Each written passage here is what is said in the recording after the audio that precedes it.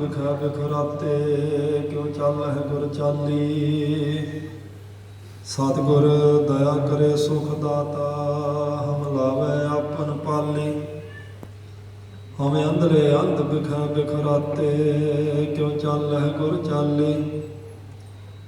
सतगुर दया करे सुख दाता, हम लावे आपन पाली। गुर सिख मीत चलो गुर चाली, जो गुर कहे सोई भल मानो। हर हर कथा निराली, रहाव हर के संत सुनो जन भाई। गुर सेवे हो बेग बेगाली, सतगुरु सेव खर्च हर बाधो। मत जानो आज के काली, हर के संत जपो हर जपना। हर संत चलै हर नाली, जिन हर जपया से हर होए। हर मिलया केल के लाली, हर हर जपन जप लोच लोचानी। हर कृपा कर बनवाली, जन नानक संगत साध हर मिलो। हम साध जना पग राली, हर हर जपन जप लोच लोचानी। हर कृपा कर बनवाली, जन नानक संगत साध हर मिलो। हम साध जना पग राली। वाहिगुरु जी का खालसा, वाहिगुरु जी की फतेह। सतगुरु जी की साझी नवाजी, परम सन्मानयोग गुरु खालसा साध संगत जी। अकाल पुरख वाहिगुरु जी के सरगुर स्वरूप, चवर छत्र तख्त मालक मेहरा दे साईं, दीना बंधु जुगो जुग अटल, जहरा जहूर हाजरा हजूर। धन धन सतगुरु श्री गुरु ग्रंथ साहब महाराज सच्चे पातशाह जी की अपार कृपालता हुई है। आप गुरमुख जना ने सतगुरु जी के पावन पवित्र दरबार की हाजरी भरी। अज के समागम गुरमुख प्यारे भाई परविंदर सिंह जी ਅਤੇ ਉਹਨਾਂ ਦੀ ਧਰਮ ਸੁਪਤਨੀ ਬੀਬੀ ਰਮਨਦੀਪ ਕੌਰ, ਉਹਨਾਂ ਦੇ ਪਰਿਵਾਰ ਵੱਲੋਂ ਅਕਾਲ ਪੁਰਖ ਵਾਹਿਗੁਰੂ ਜੀ ਦਾ, ਸਤਿਗੁਰੂ ਜੀ ਦਾ ਸ਼ੁਕਰਾਨਾ ਕਰਦਿਆਂ ਹੋਇਆਂ ਮਹਾਰਾਜ ਸੱਚੇ ਪਾਤਸ਼ਾਹ ਜੀ ਦੀ ਪਾਵਨ ਪਵਿੱਤਰ ਬਾਣੀ ਦਾ ਉਲਟਾ ਆਸਰਾ ਲੈ ਕੇ ਸ੍ਰੀ ਸੁਖਮਨੀ ਸਾਹਿਬ ਜੀ ਦੇ ਪਾਠ ਪ੍ਰਾਰੰਭ ਕਰਵਾਏ ਸਨ। ਮਹਾਰਾਜ ਜੀ ਦੀ ਅਪਾਰ ਕਿਰਪਾਲਤਾ ਹੋਈ। ਉਪਰੰਤ ਗੁਰੂ ਸਾਹਿਬ ਜੀ ਦੀ ਪਵਿੱਤਰ ਹਜ਼ੂਰੀ ਵਿੱਚ ਸੱਜੇ ਹੋਏ ਦੀਵਾਨਾਂ ਵਿੱਚ ਗੁਰਮੁਖਾਂ ਪਿਆਰਿਆਂ ਦੀ ਰਸ ਭਿੰਨੀ ਰਸਨਾ ਤੋਂ ਗੁਰੂ ਕੀ ਬਾਣੀ ਦੇ ਕੀਰਤਨ ਆਪ ਸਾਰੀਆਂ ਸੰਗਤਾਂ ਨੇ, ਵਡਭਾਗੀ ਜਨਾਂ ਨੇ ਸਰਵਣ ਕਰਕੇ ਆਪਣਾ ਸਮਾਂ ਸਫਲਾ ਕੀਤਾ ਹੈ। ਗੁਰਮੁਖ ਸ਼ਬਦ ਸਰਵਣ ਕਰਵਾ ਰਹੇ ਸਨ। ਲੱਖ ਖੁਸ਼ੀਆਂ ਪਾਤ ਉਸਾਹੀਆਂ, ਜੇ ਸਤਿਗੁਰ ਨਦਰ ਕਰੇ ਨਿਮਖੇ ਹਰ ਨਾਮ ਦੇ, ਮੇਰਾ ਮਨ ਤਨ ਸੀਤਲ ਹੋਏ। ਅਕਾਲ ਪੁਰਖ ਵਾਹਿਗੁਰੂ ਜੀ ਦੀ ਇੱਕ ਮਿਹਰ ਦੀ ਨਜ਼ਰ ਨਾਲ ਲੱਖਾਂ ਖੁਸ਼ੀਆਂ ਬਾਣ ਆਉਂਦੀਆਂ ਹਨ। ਇੱਕ ਨਿਮਖ ਮਾਤਰ ਨਾਮ ਸੱਚੇ ਪਾਤਸ਼ਾਹ ਜੀ ਕਿਸੇ ਦੇ ਹਿਰਦੇ ਅੰਦਰ ਟਿਕਾ ਦੇਣ ਤਾਂ ਤਨ ਮਨ ਜਿਹੜਾ ਹੈ ਉਸ ਨੂੰ ਸਤਸੰਗ ਦੀ ਖੇੜਾ ਆ ਜਾਂਦਾ, ਸੀਤਲਤਾ ਆ ਜਾਂਦੀ ਹੈ। ਅੰਦਰ ਜਿਹੜੀ ਤ੍ਰਿਸ਼ਨਾ ਦੀ ਅਗਨੀ ਹੈ ਸ਼ਾਂਤ ਹੋ ਜਾਂਦੀ ਹੈ। ਫਿਰ ਉਹਨਾਂ ਨੇ ਸ਼ਬਦ ਸਰਵਣ ਕਰਵਾਇਆ, ਸੁਖ ਤੇਰਾ ਦਿੱਤਾ ਲਹੀਐ, ਤੁਧ ਭਾਵੈ ਤਾਂ ਨਾਮ ਜਪਾਵੈ, ਸੁਖ ਤੇਰਾ ਦਿੱਤਾ ਲਹੀਐ। ਇਸ ਸ਼ਬਦ ਦਾ ਕੀਰਤਨ ਵੀ ਗੁਰਮੁਖਾਂ ਨੇ ਆਪ ਸੰਗਤਾਂ ਨੂੰ ਸਰਵਣ ਕਰਵਾਇਆ। ਉਸ ਅਕਾਲ ਪੁਰਖ ਵਾਹਿਗੁਰੂ ਨੂੰ ਜਿਹੜੇ ਭਾ ਜਾਂਦੇ ਨੇ, ਉਹਨਾਂ ਤੋਂ ਫਿਰ ਸਾਧ ਸੰਗਤ ਜੀ ਪਰਮੇਸ਼ਰ ਜੀ ਨਾਮ ਜਪਾਉਂਦੇ, ਨਾਮ ਜਪਦੇ ਆ ਤੇ ਸੁਖ ਪ੍ਰਾਪਤ ਹੋ ਜਾਂਦਾ। ਸੁਖ ਉਸ ਅਕਾਲ ਪੁਰਖ ਵਾਹਿਗੁਰੂ ਦਾ ਦਿੱਤਾ ਹੋਇਆ ਹੀ ਸਾਧ ਸੰਗਤ ਜੀ ਮਿਲਣਾ ਹੁੰਦਾ, ਕਿਉਂਕਿ ਇਹ ਸਾਰੀ ਜਿਹੜੀ ਦਾਤ ਹੈ ਸਭ ਪਦਾਰਥਾਂ ਦੇ ਦਾਤੇ, ਅੰਦਰ ਨੂੰ ਸ਼ਾਂਤੀ ਸੁਖ ਆਨੰਦ ਦੇਣ ਵਾਲੇ ਵੀ ਦਾਤੇ ਸਤਿਗੁਰੂ ਜੀ ਆਪ ਹੀ ਨੇ। ਉਹਨਾਂ ਦਾ ਦਿੱਤਾ ਹੋਇਆ ਹੀ ਅਸਲ ਵਿੱਚ ਸੁਖ ਪ੍ਰਾਪਤ ਹੋਣਾ ਹੁੰਦਾ। ਸੋ ਇਸ ਸ਼ਬਦ ਦਾ ਕੀਰਤਨ ਵੀ ਗੁਰਮੁਖਾਂ ਨੇ ਆਪ ਸੰਗਤਾਂ ਨੂੰ ਸਰਵਣ ਕਰਵਾਇਆ। ਤੁਧ ਭਾਵੈ ਤਾਂ ਨਾਮ ਜਪਾਵੈ, ਸੁਖ ਤੇਰਾ ਦਿੱਤਾ ਲਹੀਐ। ਤੈਨੂੰ ਭਾਵੇ ਜਿਹੜੇ ਤੈਨੂੰ ਭਾ ਜਾਂਦੇ, ਤੂੰ ਫਿਰ ਉਹਨਾਂ ਤੋਂ ਨਾਮ ਜਪਾਉਣਾ, ਤੇ ਨਾਮ ਜਪਣ ਵਾਲਿਆਂ ਨੂੰ ਸੁੱਖ ਪ੍ਰਾਪਤ ਹੁੰਦਾ, ਤੇ ਉਹ ਧੰਨਵਾਦ ਕਰਦੇ ਆ ਵੀ ਅਕਾਲ ਪੁਰਖ ਵਾਹਿਗੁਰੂ ਜੀ ਇਹ ਸੁੱਖ ਆਪ ਜੀ ਦਾ ਦਿੱਤਾ ਹੋਇਆ। ਬਹੁਤ ਉਹਨੇ ਬਰੀਕ ਨੁਕਤੇ ਦੀ ਗੱਲ ਹੈ। ਬਹੁਤ ਵਾਰ ਸੁੱਖ ਹੋਣ ਤੋਂ ਬਾਅਦ ਸਾਧ ਸੰਗਤ ਜੀ ਅਕਾਲ ਪੁਰਖ ਵਾਹਿਗੁਰੂ ਵਿਸਰ ਜਾਂਦਾ। ਕੁਦਰਤੀ ਇਹ ਦੁਨਿਆਵੀ ਇੱਕ ਵਰਤਾਰਾ। ਦੁੱਖ ਆਉਣ ਤੇ ਪ੍ਰਮਾਤਮਾ ਯਾਦ ਆਵੇਗਾ। ਤਾਂ ਹੀ ਮਹਾਰਾਜ ਨੇ ਆਖਿਆ ਦੁੱਖ ਦਾਰੂ ਸੁਖ ਰੋਗ ਪਿਆ ਜਾ ਸੁਤਾਮ ਨਾ ਹੋਏ। ਕਬੀਰ ਸਾਹਿਬ ਨੇ ਆਖਿਆ ਕੰਮ ਪਰੇ ਹਰ ਸਿਮਰਿਏ ਐਸਾ ਸਿਮਰੋ ਨਿਤ। ਇਹਦਾ ਮਤਲਬ ਦੁੱਖ ਪਏ ਤੋਂ, ਕੰਮ ਪਏ ਤੋਂ ਅਕਾਲ ਪੁਰਖ ਵਾਹਿਗੁਰੂ ਜੀ ਚੇਤੇ ਆਉਂਦੇ ਆ। ਸੁਖ ਆਉਣ ਤੇ ਕਈ ਵਾਰ ਸਾਧ ਸੰਗਤ ਜੀ ਸੁਭਾਵਕ ਹੈ ਪ੍ਰਮਾਤਮਾ ਦਾ ਵਿਸਰ ਜਾਣਾ, ਪਰ ਜਿਹੜੇ ਗੁਰਮੁਖ ਨੇ ਉਹਨਾਂ ਨੂੰ ਪਤਾ ਹੁੰਦਾ ਹੈ ਸੁੱਖ ਅਕਾਲ ਪੁਰਖ ਵਾਹਿਗੁਰੂ ਦੇ ਦਿੱਤੇ ਆ, ਇਸ ਕਰਕੇ ਉਹਦੇ ਧੰਨਵਾਦ 'ਚ ਸਾਧ ਸੰਗਤ ਜੀ ਉਹ ਚੁੱਕਦੇ। ਇਹ ਪੰਕਤੀ ਆਪਾਂ ਨੂੰ ਇਹ ਦੱਸਦੀ ਹੈ ਕਿ ਸੁੱਖ ਮਹਾਰਾਜ ਦਾ ਦਿੱਤਾ ਹੀ ਮਿਲਦਾ ਹੁੰਦਾ। ਗੁਰਮੁਖੋ ਜਿਨ੍ਹਾਂ ਨੂੰ ਪ੍ਰਮਾਤਮਾ ਨੇ ਸੁੱਖ ਬਖਸ਼ਿਆ, ਉਹਨਾਂ ਦਾ ਵੀ ਫਰਜ਼ ਹੈ ਕਿ ਉਸ ਅਕਾਲ ਪੁਰਖ ਵਾਹਿਗੁਰੂ ਦੇ ਸ਼ੁਕਰਾਨੇ 'ਚ ਸਾਧ ਸੰਗਤ ਜੀ ਆਪਾਂ ਨੂੰ ਉਹਦੇ ਧੰਨਵਾਦ ਵਿੱਚ ਹੀ ਆਪਾਂ ਨੂੰ ਜੀਣਾ ਚਾਹੀਦਾ। ਇਹ ਉਹਨਾਂ ਗੁਰਮੁਖਾਂ ਨੇ ਸਾਧ ਸੰਗਤ ਜੀ ਕੀਰਤਨ ਆਪਾਂ ਨੂੰ ਸਰਵਣ ਕਰਵਾਇਆ ਹੈ। ਅੱਜ ਅੰਮ੍ਰਿਤ ਵੇਲੇ ਜੋ ਸਤਿਗੁਰ ਸੱਚੇ ਪਾਤਸ਼ਾਹ ਜੀ ਨੇ ਕਿਰਪਾ ਕੀਤੀ, ਸ੍ਰੀ ਮੁਖ ਵਾਕ ਬਖਸ਼ਿਸ਼ ਕੀਤਾ, ਧੰਨ ਗੁਰੂ ਰਾਮਦਾਸ ਮਹਾਰਾਜ ਸੱਚੇ ਪਾਤਸ਼ਾਹ ਜੀ ਦਾ ਉਚਾਰਨ ਕੀਤਾ ਹੋਇਆ ਸਾਧ ਸੰਗਤ ਜੀ ਇਹ ਹੁਕਮਨਾਮਾ ਹੈ। ਪ੍ਰਕਾਸ਼ਮਾਨ ਹੋਣ ਵੇਲੇ ਜੋ ਗਰੀਬ ਨਵਾਜ ਪਾਤਸ਼ਾਹ ਸਤਿਗੁਰੂ ਗੁਰੂ ਗ੍ਰੰਥ ਸਾਹਿਬ ਸੱਚੇ ਪਾਤਸ਼ਾਹ ਜੀ ਨੇ ਸਰਬੱਤ ਦੇ ਭਲੇ ਦਾ ਪਾਵਨ ਪਵਿੱਤਰ ਉਪਦੇਸ਼ ਬਖਸ਼ਿਸ਼ ਕੀਤਾ, ਉਸ ਦੀ ਆਪਾਂ ਵਿਚਾਰ ਕਰਨੀ ਹੈ। ਇਹ ਜਿਹੜੇ ਦਿਨ ਚੱਲਦੇ ਪਏ ਨੇ ਸਾਧ ਸੰਗਤ ਜੀ, ਇਹਨਾਂ ਦਿਨਾਂ ਵਿੱਚ ਦਮਦਮਾ ਸਾਹਿਬ ਦੀ ਧਰਤੀ ਤੇ ਕਲਗੀਧਰ ਪਾਤਸ਼ਾਹ ਜੀ ਵੱਲੋਂ ਸਤਿਗੁਰੂ ਸ੍ਰੀ ਗੁਰੂ ਗ੍ਰੰਥ ਸਾਹਿਬ ਮਹਾਰਾਜ ਸੱਚੇ ਪਾਤਸ਼ਾਹ ਜੀ ਦੇ ਸਰੂਪ ਦੀ ਸੰਪੂਰਨਤਾ ਕੀਤੀ ਗਈ। ਔਰ ਇਹਦੇ ਨਾਲ ਨਾਲ ਹੀ ਇਹਨਾਂ ਹੀ ਦਿਨਾਂ ਵਿੱਚ ਕਲਗੀਧਰ ਪਾਤਸ਼ਾਹ ਜੀ ਵੱਲੋਂ ਉੱਥੇ ਦਮਦਮਾ ਸਾਹਿਬ ਦੀ ਧਰਤੀ ਤੇ ਦਮਦਮ ਟਕਸਾਲ ਦੀ ਪ੍ਰਾਰੰਭਤਾ ਕੀਤੀ ਗਈ। ਇਹ ਦੋਨੋਂ ਦਿਹਾੜੇ ਦਮਦਮਾ ਸਾਹਿਬ ਦੀ ਧਰਤੀ ਤੇ ਹੁਣ ਇਹਨਾਂ ਦਿਨਾਂ 'ਚ ਮਨਾਏ ਜਾ ਰਹੇ। ਕਲਗੀਧਰ ਪਾਤਸ਼ਾਹ ਜੀ ਵੱਲੋਂ ਗੁਰੂ ਗ੍ਰੰਥ ਸਾਹਿਬ ਜੀ ਦੇ ਸਰੂਪ ਨੂੰ ਸੰਪੂਰਨ ਕਰਨਾ। ਭਾਵੇਂ ਤੁਸੀਂ ਬਹੁਤ ਵਾਰ ਇਹ ਇਤਿਹਾਸ ਸੁਣਿਆ ਹੈ ਕਿ ਸਤਿਗੁਰੂ ਗੁਰੂ ਅਰਜਨ ਦੇਵ ਮਹਾਰਾਜ ਸੱਚੇ ਪਾਤਸ਼ਾਹ ਜੀ ਨੇ ਭਾਈ ਗੁਰਦਾਸ ਸਾਹਿਬ ਜੀ ਨੂੰ ਲਾ ਕੇ ਹਜ਼ੂਰ ਨੇ ਗੁਰਬਾਣੀ ਦਾ ਗੁਰੂ ਗ੍ਰੰਥ ਸਾਹਿਬ ਜੀ ਦਾ ਸਰੂਪ ਸਾਧ ਸੰਗਤ ਜੀ ਪੂਰਾ ਤਿਆਰ ਕੀਤਾ, ਪ੍ਰਕਾਸ਼ ਕੀਤਾ ਹਰਿਮੰਦਰ ਸਾਹਿਬ ਵਿੱਚ। ਪਰ ਉਸ ਸਰੂਪ ਵਿੱਚ ਸਤਿਗੁਰੂ ਸ੍ਰੀ ਗੁਰੂ ਤੇਗ ਬਹਾਦਰ ਮਹਾਰਾਜ ਸੱਚੇ ਪਾਤਸ਼ਾਹ ਜੀ ਦੀ ਬਾਣੀ ਨਹੀਂ। ਜਿਹੜਾ ਸਰੂਪ ਆਪਾਂ ਹੁਣ ਦੇਖਦੇ ਹਾਂ ਸਤਿਗੁਰੂ ਜੀ ਦਾ, ਇਹ ਜਿਹੜਾ ਪ੍ਰਕਾਸ਼ ਹੈ ਜਿਸ ਦੀ ਹਜ਼ੂਰੀ 'ਚ ਆਪਾਂ ਬੈਠੇ ਹਾਂ, ਇਸ ਸਰੂਪ ਵਿੱਚ ਸਾਧ ਸੰਗਤ ਜੀ ਗੁਰੂ ਤੇਗ ਬਹਾਦਰ ਮਹਾਰਾਜ ਸੱਚੇ ਪਾਤਸ਼ਾਹ ਜੀ ਦੀ ਬਾਣੀ ਕਲਗੀਧਰ ਪਾਤਸ਼ਾਹ ਜੀ ਨੇ ਦਮਦਮਾ ਸਾਹਿਬ ਦੀ ਧਰਤੀ ਤੇ ਆਪ ਚੜਾ ਕੇ ਤੇ ਫਿਰ ਇਸ ਸਰੂਪ ਦੀ ਸੰਪੂਰਨਤਾ ਕੀਤੀ। ਇਹਨੂੰ ਦਮਦਮੀ ਸਰੂਪ ਕਹਿੰਦੇ। ਜਿਹੜਾ ਪੰਜਵੇਂ ਪਾਤਸ਼ਾਹ ਜੀ ਵਾਲਾ ਸਰੂਪ ਹੈ, ਜਿਸ ਵਿੱਚ ਗੁਰੂ ਤੇਗ ਬਹਾਦਰ ਸਾਹਿਬ ਮਹਾਰਾਜ ਜੀ ਦੀ ਬਾਣੀ ਨਹੀਂ, ਜਿਸ ਦੇ ਪੱਤਰਿਆਂ ਦੀ ਗਿਣਤੀ ਕਰਕੇ 971 ਹੈ, ਉਹ ਕਰਤਾਰਪੁਰ ਸਾਹਿਬ ਹੈ, ਜਿਸ ਦੇ ਸਾਧ ਸੰਗਤ ਜੀ ਦਰਸ਼ਨ ਸੰਗਤਾਂ ਸਮੇਂ-ਸਮੇਂ ਤੇ ਪਹਿਲਾਂ ਕਰਦੀਆਂ ਸਨ, ਫਿਰ ਵਿਸਾਖੀ ਤੇ ਹੁੰਦੇ ਸਨ। ਤੇ ਹੁਣ ਸਰੂਪ ਉਹ ਕਿਉਂਕਿ ਸਦੀਆਂ ਦੇ ਹਿਸਾਬ ਨਾਲ ਸਮਾਂ ਲੰਘ ਗਿਆ ਤਾਂ ਘੱਟ ਪ੍ਰਕਾਸ਼ ਕਰਕੇ ਦਰਸ਼ਨ ਕਰਵਾਏ ਜਾਂਦੇ ਆ।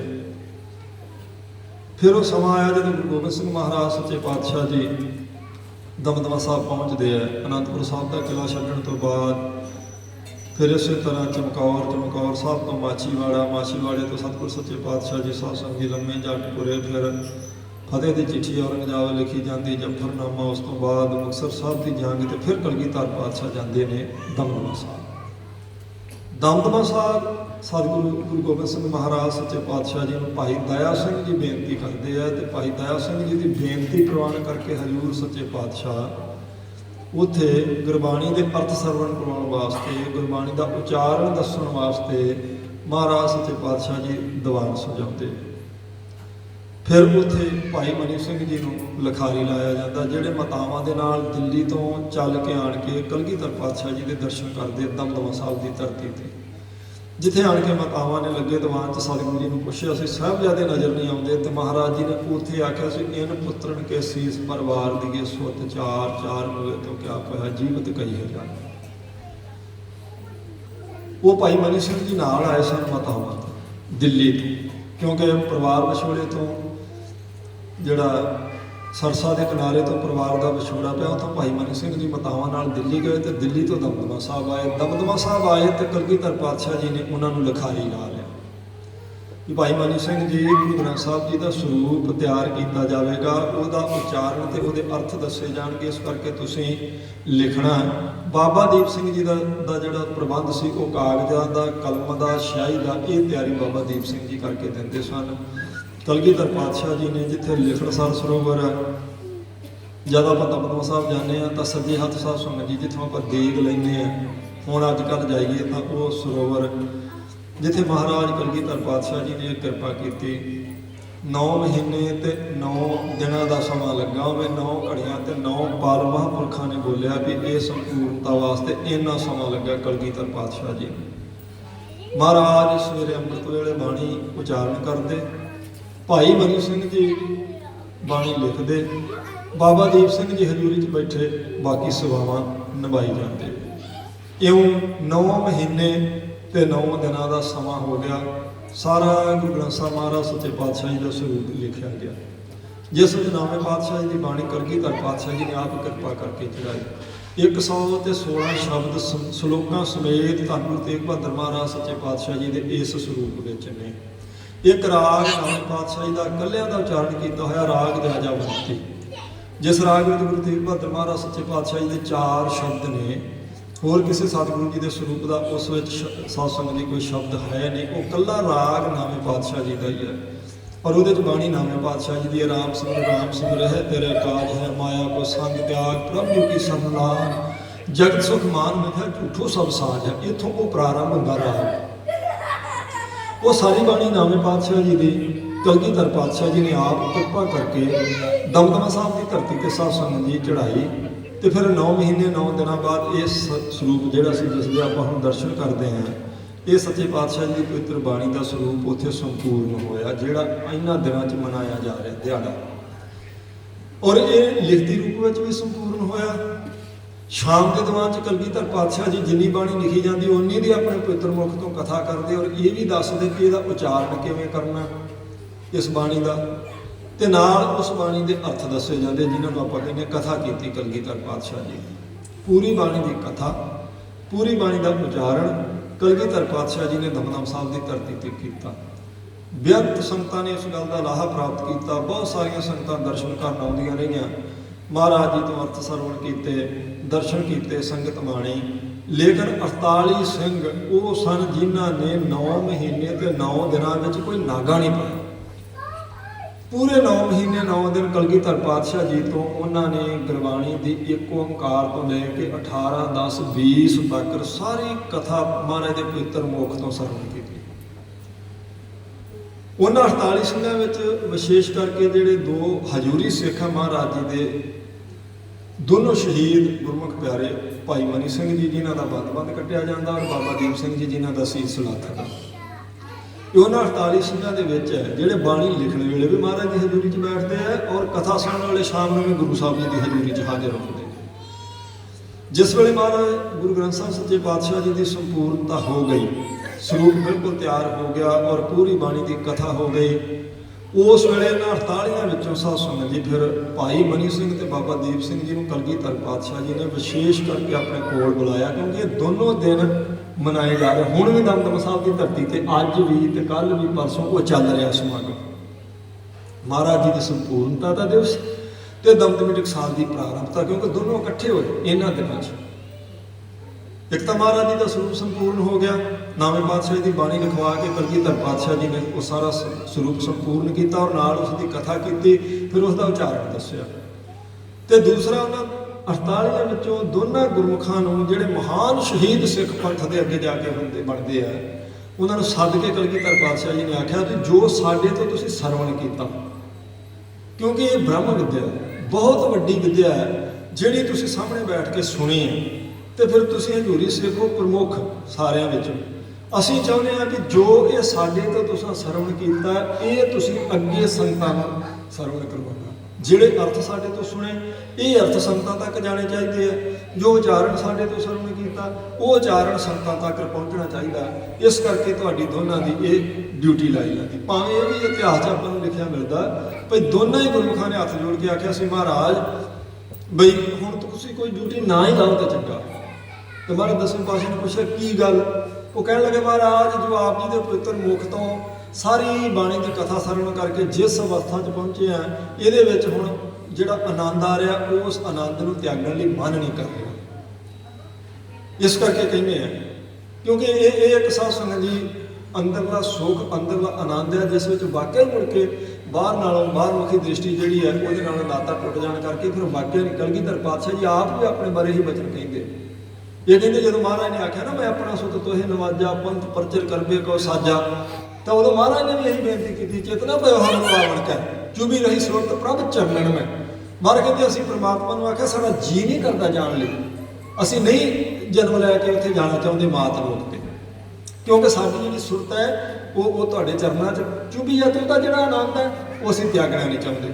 ਪਰ ਕਹਿੰਦੇ ਅਕਾਲ ਪੁਰਖ ਵਾਹਿਗੁਰੂ ਜੀ ਨੇ ਸਾਨੂੰ ਆਖਿਆ ਨਹੀਂ, ਤੈਨੂੰ ਜਾਣਾ ਪੈਣਾ, ਵਿਸ਼ੇਸ਼ ਕਾਰਜ ਵਾਸਤੇ ਤੈਨੂੰ ਅਸੀਂ ਕਹਿ ਰਹੇ ਹਾਂ। ਤੇ ਕਹਿੰਦੇ ਉਹ ਪਰਮਾਤਮਾ ਦੇ ਭੇਜੇ ਹੋਏ ਅਸੀਂ ਆਏ ਹਾਂ, ਉਵੇਂ ਸਾਡਾ ਆਉਣ ਲਈ ਮਨ ਨਹੀਂ ਸੀ ਕਰਦਾ, ਕਿਉਂਕਿ ਸਾਡੀ ਸੁਰਤ ਪਰਮਾਤਮਾ ਦੇ ਚਰਨਾਂ 'ਚ ਚੁਭੀ ਸੀ, ਖੁਬੀ ਹੋਈ ਸੀ, ਤੇ ਉਸ ਆਨੰਦ ਨੂੰ ਛੱਡਣ ਲਈ ਮਨ ਨਹੀਂ ਸੀ ਕਰਦਾ।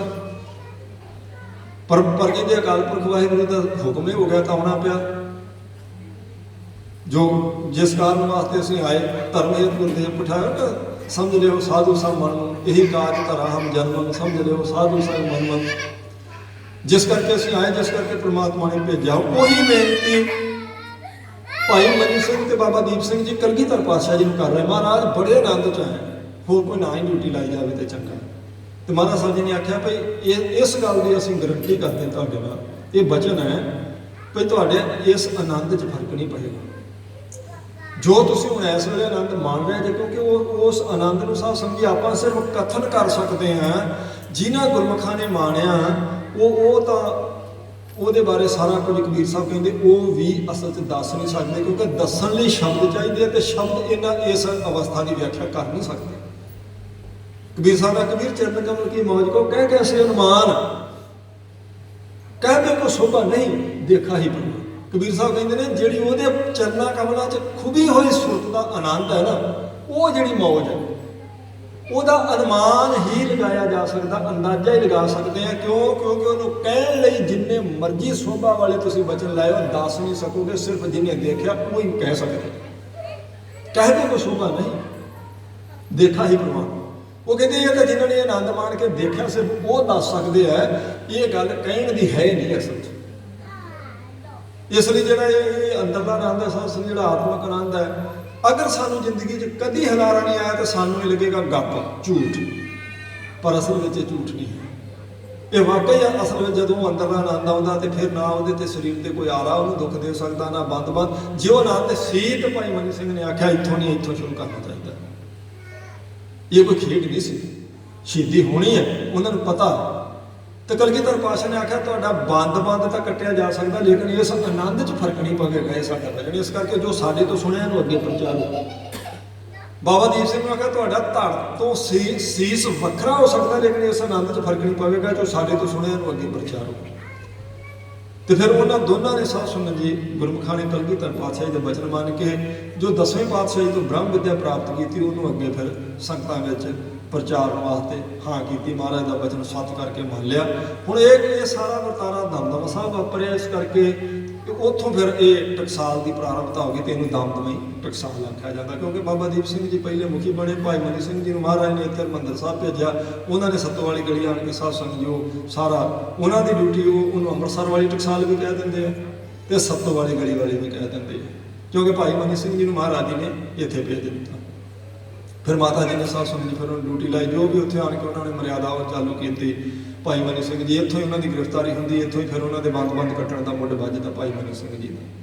ਤੇ ਵਾਕਈ ਉਹਨਾਂ ਦਾ ਬੰਦ ਕੱਟਿਆ ਜਾਂਦਾ। ਸਾਧ ਸੰਗਤ ਜੀ ਸਰੀਰ ਦੇ ਜਿੰਨੇ ਜੋੜ ਨੇ ਉਹਨੇ ਟੁਕੜੇ ਕਰਕੇ ਟੋਕਰੇ 'ਚ ਪਾ ਦਿੱਤੇ ਗਏ, ਲੇਕਿਨ ਸੁਖਨੀ ਸਾਹਿਬ ਦਾ ਪਾਠ ਟੁਕੜਿਆਂ 'ਚੋਂ ਆ ਰਿਹਾ ਸੀ।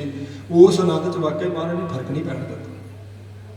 ਸਰੀਰ ਦੇ ਟੁਕੜੇ ਕਰ ਸਕਿਆ ਟੋਕਾ, ਮਹਾਰਾਜ ਜੀ ਦੀ ਬਖਸ਼ਿਸ਼ ਦੇ ਟੁਕੜੇ ਨਹੀਂ ਕਰ ਸਕਿਆ। ਇਹ ਅੰਦਰਲੇ ਆਨੰਦ ਦੀ ਗੱਲ ਆ।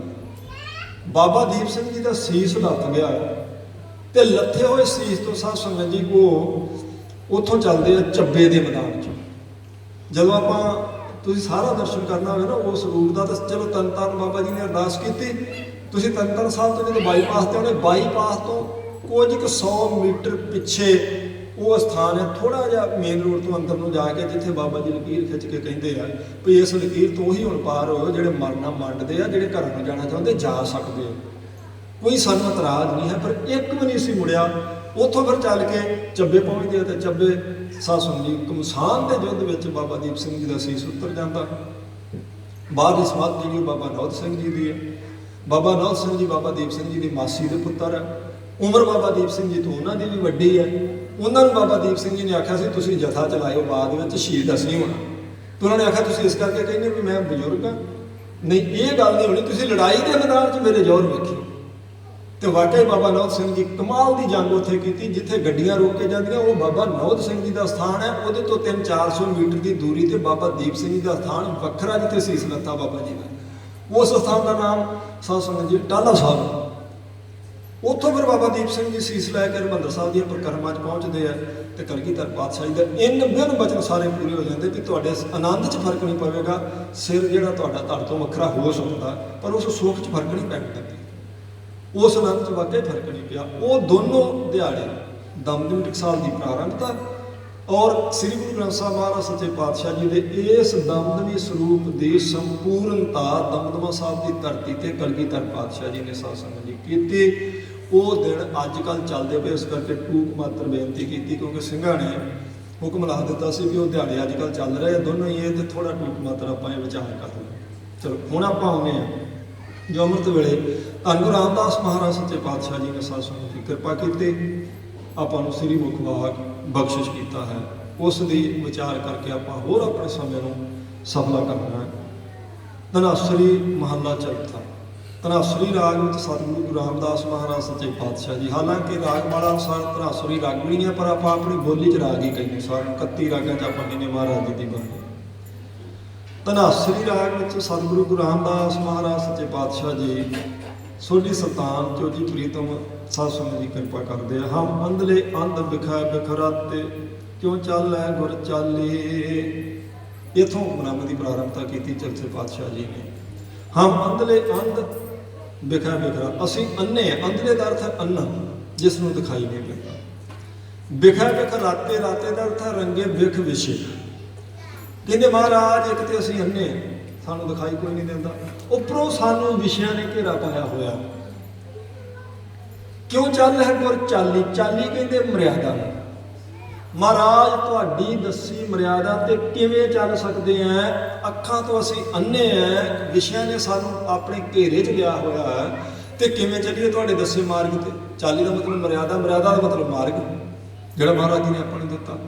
ਹੁਣ ਅੰਨਾ ਬੰਦਾ ਜਿਹੜਾ ਸਾਧ ਸੰਗਤ ਜੀ ਉਹ ਬਿਨਾਂ ਡੰਗੋਰੀ ਤੋਂ, ਬਿਨਾਂ ਕਿਸੇ ਦੇ ਆਸਰੇ ਤੋਂ ਤੁਰ ਨਹੀਂ ਸਕਦਾ। ਇੱਥੇ ਮਹਾਰਾਜ ਸਾਹਿਬ ਜੀ ਨੇ ਆਖਿਆ ਅਸੀਂ ਅੰਨੇ। ਕਿਹੜੇ ਅੰਨੇ? ਜਿਨ੍ਹਾਂ ਦੇ ਇਹ ਲੋਇਣ ਕੰਮ ਨਹੀਂ ਕਰਦੇ, ਉਹਨਾਂ ਦੀ ਗੱਲ ਨਹੀਂ ਚੱਲ ਰਹੀ। ਕਿਉਂਕਿ ਮਹਾਰਾਜ ਨੇ ਆਖਿਆ ਅੰਧੇ ਇਹ ਨਾ ਆਖੀਆਂ ਜਿਨ ਮੁਖ ਲੋਇਣ ਨਾਹੇ, ਅੰਧੇ ਸਹੀ ਨਾਨਕਾ ਜੇ ਖਸਮੋਂ ਕੁੱਥੇ ਜਾਏ। ਕਹਿੰਦੇ ਉਹਨਾਂ ਨੂੰ ਅੰਨੇ ਨਾ ਕਹੋ ਜਿਨ੍ਹਾਂ ਦੇ ਮੁਖ ਤੇ ਲੱਗੀਆਂ ਅੱਖਾਂ ਕੰਮ ਨਹੀਂ ਕਰਦੀਆਂ। ਆਪਾਂ ਉਹਨਾਂ ਨੂੰ ਅੰਨੇ ਕਹਿੰਦੇ ਠੀਕ ਹੈ ਦਿਖਾਈ, ਪਰ ਮਹਾਰਾਜ ਕਹਿੰਦੇ ਅਸਲ ਵਿੱਚ ਉਹ ਅੰਨੇ ਨਹੀਂ ਹੈਗੇ। ਉਹ ਤਾਂ ਠੀਕ ਹੈ, ਉਹਨਾਂ ਦੇ ਕਰਮਾਂ ਦਾ ਫਲ ਆ, ਉਹਨਾਂ ਦੇ ਨੇਤਰ ਕੰਮ ਨਹੀਂ ਕਰਦੇ। ਅੰਧੇ ਇਹ ਨਾ ਆਖੀਆਂ ਜਿਨ ਮੁਖ ਲੋਇਣ ਨਾਹੇ, ਅੰਧੇ ਸਹੀ ਨਾਨਕਾ ਜੇ ਖਸਮੋਂ ਕੁੱਥੇ ਜਾਏ। ਕਹਿੰਦੇ ਅੰਨੇ ਅਸਲ 'ਚ ਉਹ ਨੇ ਜਿਹੜੇ ਆਪਣੇ ਖਸਮ ਨੂੰ ਭੁੱਲ ਚੁੱਕੇ ਆ, ਜਿਨ੍ਹਾਂ ਨੇ ਸਾਧ ਸੰਗਤ ਜੀ ਉਹ ਖਸਮ ਦਾ ਮਾਰਗ ਛੱਡ ਦਿੱਤਾ। ਮਾਰੇ ਕਹਿੰਦੇ ਉਹ ਅੰਨੇ ਆ। ਅੰਧਾ ਆਗੂ ਜੇ ਥੀ ਆ ਕਿ ਪਾਤਰ ਜਾਣੇ। ਗੁਰੂ ਸਾਹਿਬ ਕਹਿੰਦੇ ਜੇ ਆਗੂ ਆਪਣਾ ਅੰਨਾ ਹੋ ਜਾਏ ਗੁਰਮੁਖੋ, ਤੇ ਦੂਜਿਆਂ ਨੂੰ ਕਿਵੇਂ ਲੈ ਕੇ ਚੱਲ ਸਕਦਾ? ਕਿਉਂਕਿ ਅੰਨਾ ਬੰਦਾ ਤੁਰ ਨਹੀਂ ਸਕਦਾ, ਆਪਣੇ ਆਪ ਨਹੀਂ ਚੱਲ ਸਕਦਾ, ਆਪਣੇ ਆਪ ਨਹੀਂ ਚੱਲ ਸਕਦਾ। ਅੰਧੇ ਕੇ ਰਾਹ ਦੱਸਿਆ ਹੋਏ ਸੁਜਾਖਾ ਜਾਏ। ਉਹ ਕਹਿੰਦੇ ਅੰਨੇ ਦੇ ਬੰਦੇ ਦੇ ਰਸਤੇ ਤੇ ਦੱਸਣ ਦੇ ਦੱਸੇ ਰਸਤੇ ਤੇ ਸਜਾਖਾ ਤੇ ਨਹੀਂ ਚੱਲ ਸਕਦਾ। ਅੰਨੇ ਨੂੰ ਅੰਨਾ ਭੁਲੇਖਾ ਪਾ ਸਕਦਾ, ਸਜਾਖੇ ਨੂੰ ਨਹੀਂ ਪਾ ਸਕਦਾ। ਤੇ ਹੁਣ ਇੱਥੇ ਫਿਰ ਕਿਹਨਾਂ ਨੇਤਰਾਂ ਦੀ ਗੱਲ ਚੱਲਦੀ? ਹਾਂ ਅੰਧਲੇ ਅੰਧ ਅੰਧਲੇ ਅੰਧ ਦਾ ਅਰਥ ਮਹਾਰਾਜ ਸਾਡੇ ਅੰਦਰਲੇ ਗਿਆਨ ਦੇ ਨੇਤਰ ਕੰਮ ਨਹੀਂ ਕਰ ਰਹੇ। ਆਹ ਅੱਖਾਂ ਤਾਂ ਸਾਡੀਆਂ ਕੰਮ ਕਰਦੀਆਂ, ਸਾਨੂੰ ਦਿਸ ਰਿਹਾ ਸਾਰਾ ਕੁਝ, ਪਰ ਜਿਹੜੇ ਅੰਦਰਲੇ ਨੇਤਰ ਹੈ ਜਿਨ੍ਹਾਂ ਨੇ ਕੁਝ ਗਿਆਨ ਦੇਣਾ ਸੀ ਚੰਗੇ ਮਾੜੇ ਦਾ, ਪਾਪ ਪੁੰਨ ਦਾ, ਆਤਮਾ ਪ੍ਰਮਾਤਮਾ ਦਾ, ਉਹ ਨਹੀਂ ਕੰਮ ਕਰ ਰਹੇ ਸਾਡੇ ਨੇਤਰ ਜਿਹੜੇ। ਸਾਨੂੰ ਚੰਗੇ ਮਾੜੇ ਦੀ ਸੋਝੀ ਨਹੀਂ ਰਹਿ ਗਈ,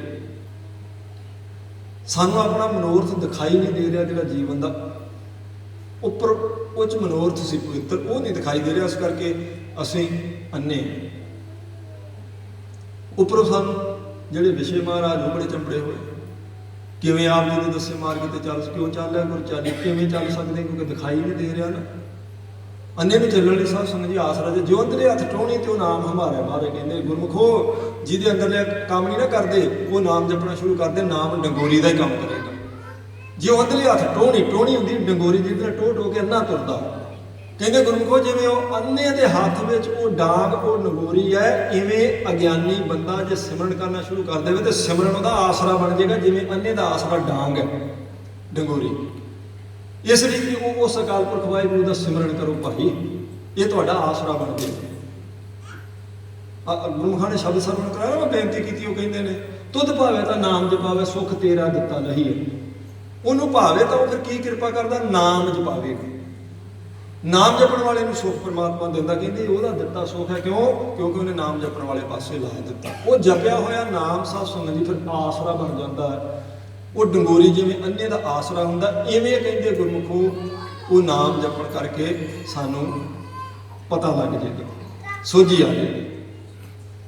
ਤੇ ਜਿਹਨੇ ਜਦੋਂ ਸਾਧ ਸੰਗਤ ਜੀ ਨੇਤਰ ਕਾਮਨਾ ਨਾ ਕਰਦੇ ਹੋਣ ਤੇ ਬਹੁਤ ਕੁਝ ਨੇਤਰ ਵਾਲਿਆਂ ਦੀ ਆਪਾਂ ਗੱਲ ਮੰਨ ਕੇ ਰਾਜੀ। ਚਲੋ ਦੁਨਿਆਵੀ ਤੌਰ ਤੇ ਆਪਾਂ ਦੇਖੀਏ ਵੀ ਜਿਹੜਾ ਬੰਦਾ ਜਨਮ ਤੋਂ ਜਿਹਨੂੰ ਦਿਖਾਈ ਨਹੀਂ ਦੇ ਰਿਹਾ, ਕੁਦਰਤੀ ਕਈ ਵਾਰੀ ਕਰਮਾਂ ਦਾ ਗੇੜ ਇਸ ਤਰ੍ਹਾਂ ਹੁੰਦਾ, ਕੁਝ ਲੋਕਾਂ ਨੂੰ ਜਨਮ ਤੋਂ ਹੀ ਦਿਖਾਈ ਨਹੀਂ ਦਿੰਦਾ।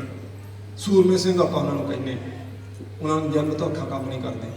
ਬਹੁਤ ਕੁਝ ਉਹਨਾਂ ਨੇ ਸਾਧ ਸੰਗਤ ਜੀ ਵੇਖਿਆ ਨਹੀਂ ਹੁੰਦਾ, ਕਿਉਂਕਿ ਜਨਮ ਵੇਲੇ ਤੋਂ ਕੁਝ ਦਿਸਦਾ ਨਹੀਂ ਸੀ ਤੇ ਉਹਨਾਂ ਨੂੰ ਬਹੁਤ ਚੀਜ਼ਾਂ ਦੀ ਪਛਾਣ ਨਹੀਂ ਹੈਗੀ, ਰੰਗਾਂ ਦੀ ਪਛਾਣ ਨਹੀਂ ਹੈਗੀ, ਪ੍ਰਕਾਸ਼ ਦੀ ਪਛਾਣ ਨਹੀਂ ਹੈਗੀ। ਉਹਨਾਂ ਨੇ ਧੁੱਪ ਨਹੀਂ ਦੇਖੀ, ਚੰਨ ਨਹੀਂ ਦੇਖਿਆ, ਸੂਰਜ ਨਹੀਂ ਦੇਖਿਆ, ਰੰਗ ਨਹੀਂ ਦੇਖੇ, ਕੁਦਰਤ ਨਹੀਂ ਦੇਖੀ, ਪਸ਼ੂ ਨਹੀਂ ਦੇਖੇ, ਪੰਛੀ ਨਹੀਂ ਦੇਖੇ, ਬਹੁਤ ਕੁਝ ਉਹਨਾਂ ਨੇ ਨਹੀਂ ਦੇਖਿਆ। ਜਿੰਨਾ ਕੁ ਉਹਨਾਂ ਦਾ ਮਨ ਮੰਨਦਾ ਉਹਨਾਂ ਕੁ ਯਕੀਨ ਕਰ ਲੈਂਦੇ, ਜਿੰਨੀਆਂ ਚੀਜ਼ਾਂ ਵਰਤੋਂ ਚ ਆਉਂਦੀਆਂ ਬਹੁਤ ਕੁਝ ਉਹ ਨਹੀਂ ਵੀ ਮੰਨ ਸਕਦੇ, ਕਿਉਂਕਿ ਉਹਨਾਂ ਨੇ ਉਹ ਚੀਜ਼ਾਂ ਦੇਖੀਆਂ ਨਹੀਂ। ਨਾ ਦੇਖਣ ਕਰਕੇ ਬੰਦਾ ਅਨਕਾਰੀ ਹੋ ਜਾਂਦਾ।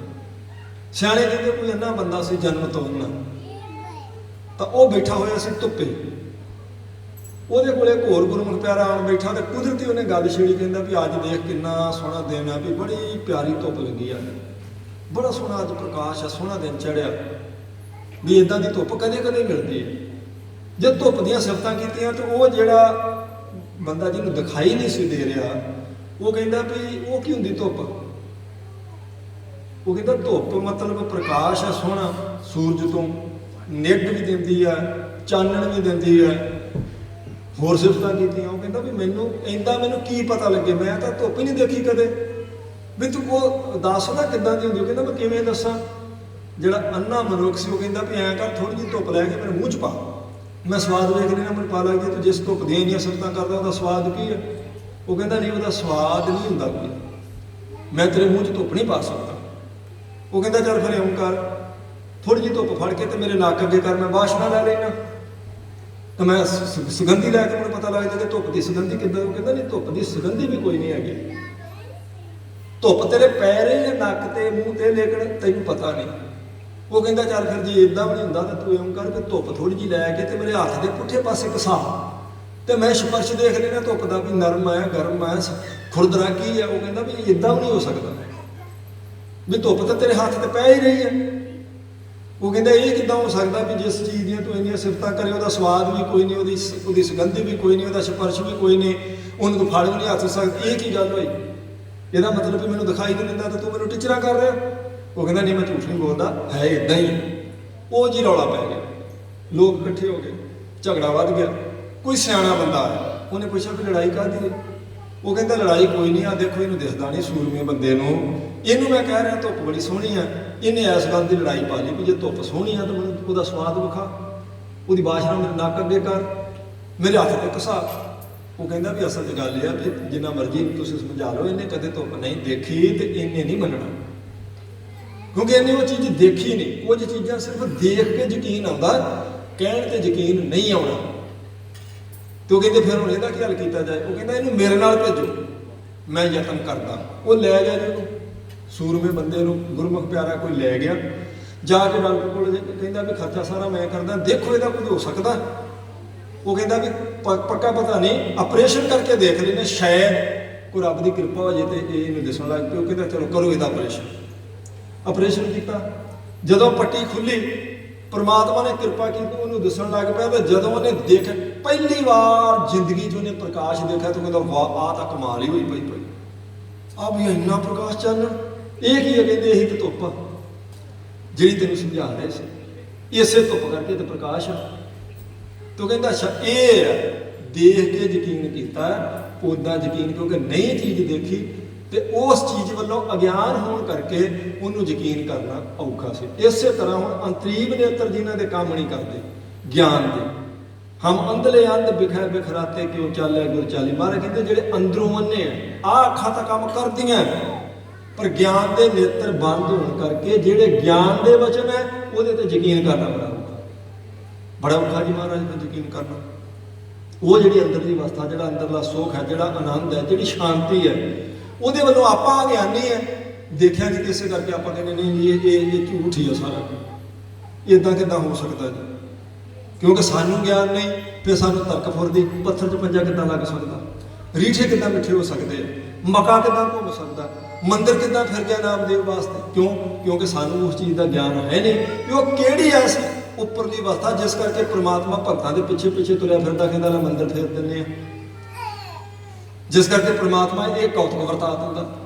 इस गल का सानू ज्ञान नहीं, इस करके असीं मनण लई तैयार नहीं, फिर आपां तर्क करदे गुरु के कौतकां ते, फिर आपां तर्क तां फुरदी क्योंकि अंदरों अन्ने है ना, वो ज्ञान के नेत्र बंद ने, तो महाराज जी के कौतकां ते आपां नूं फिर यकीन नहीं आउंदा।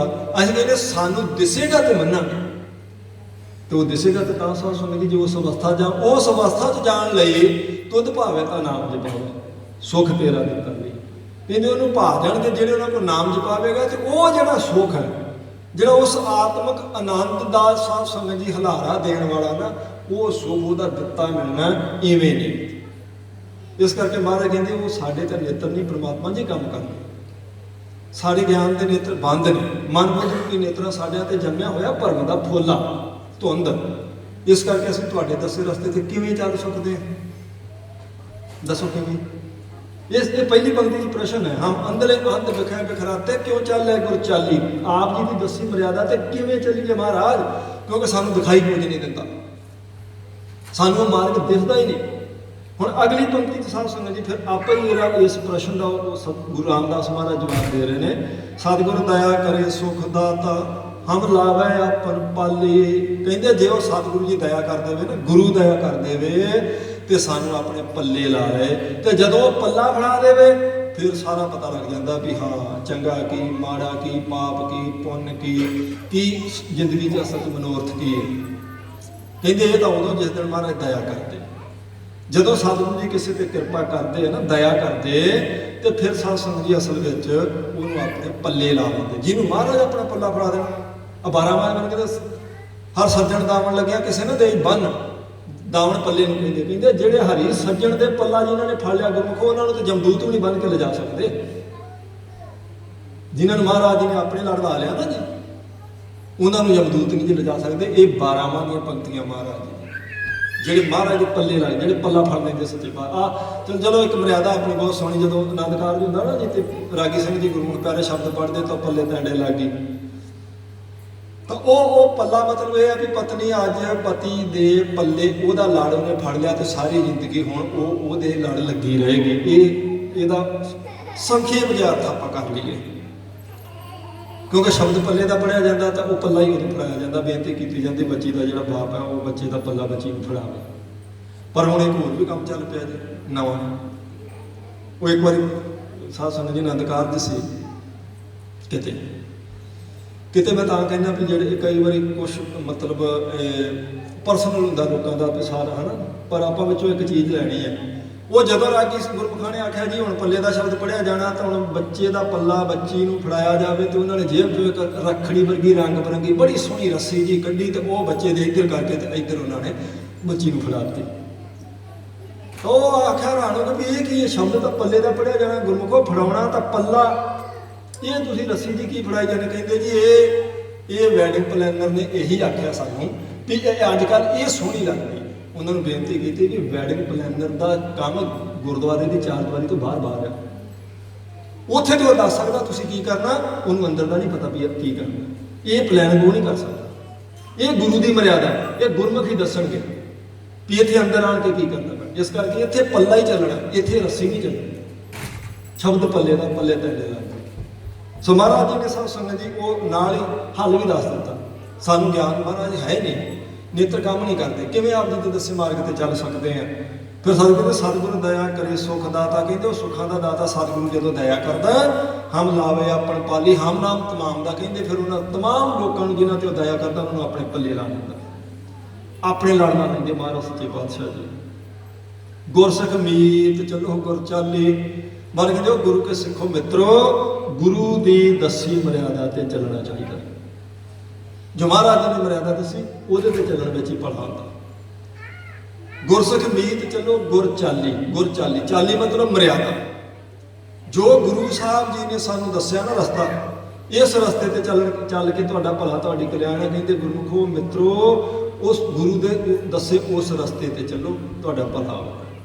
ਹੁਣ ਮਹਾਰਾਜ ਜੀ ਦਾ ਦੱਸਿਆ ਸਾਧ ਸੰਗਤ ਜੀ ਦਾ ਬਹੁਤ ਆਪਾਂ ਨੂੰ ਬਚਨ ਮਿਲ ਜਾਣਗੇ, ਪਰ ਚਲੋ ਆਪਾਂ ਸੰਖੇਪ ਰੂਪ 'ਚ ਇਹ ਮਹਾਰਾਜ ਜੀ ਦਾ ਦੱਸਿਆ ਹੋਇਆ ਮਾਰਗ ਹੈ। ਗੁਰ ਸਤਿਗੁਰ ਕਾ ਜੋ ਸਿੱਖ ਖਾਏ ਸੋ ਭਲ ਕੇ ਉਠ ਨਾਮ ਧਿਆਵੇ, ਇਹ ਮਹਾਰਾਜ ਦਾ ਦੱਸਿਆ ਮਾਰਗ ਹੈ।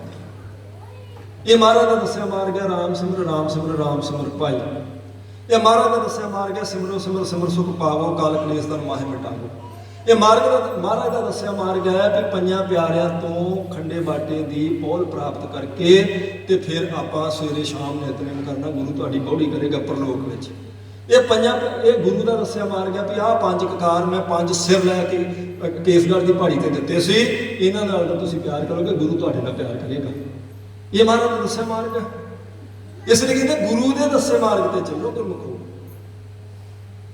ਗੁਰਸਿੱਖ ਮੀਤ ਚਲੋ ਗੁਰ ਚਾਲੀ, ਜੋ ਗੁਰੂ ਸਾਹਿਬ ਜੀ ਨੇ ਦੱਸਿਆ ਕਹਿੰਦੇ ਗੁਰੂ ਕੇ ਸਿੱਖੋ ਮਿੱਤਰੋ, ਉਸ ਰਸਤੇ ਤੇ ਚੱਲੋ।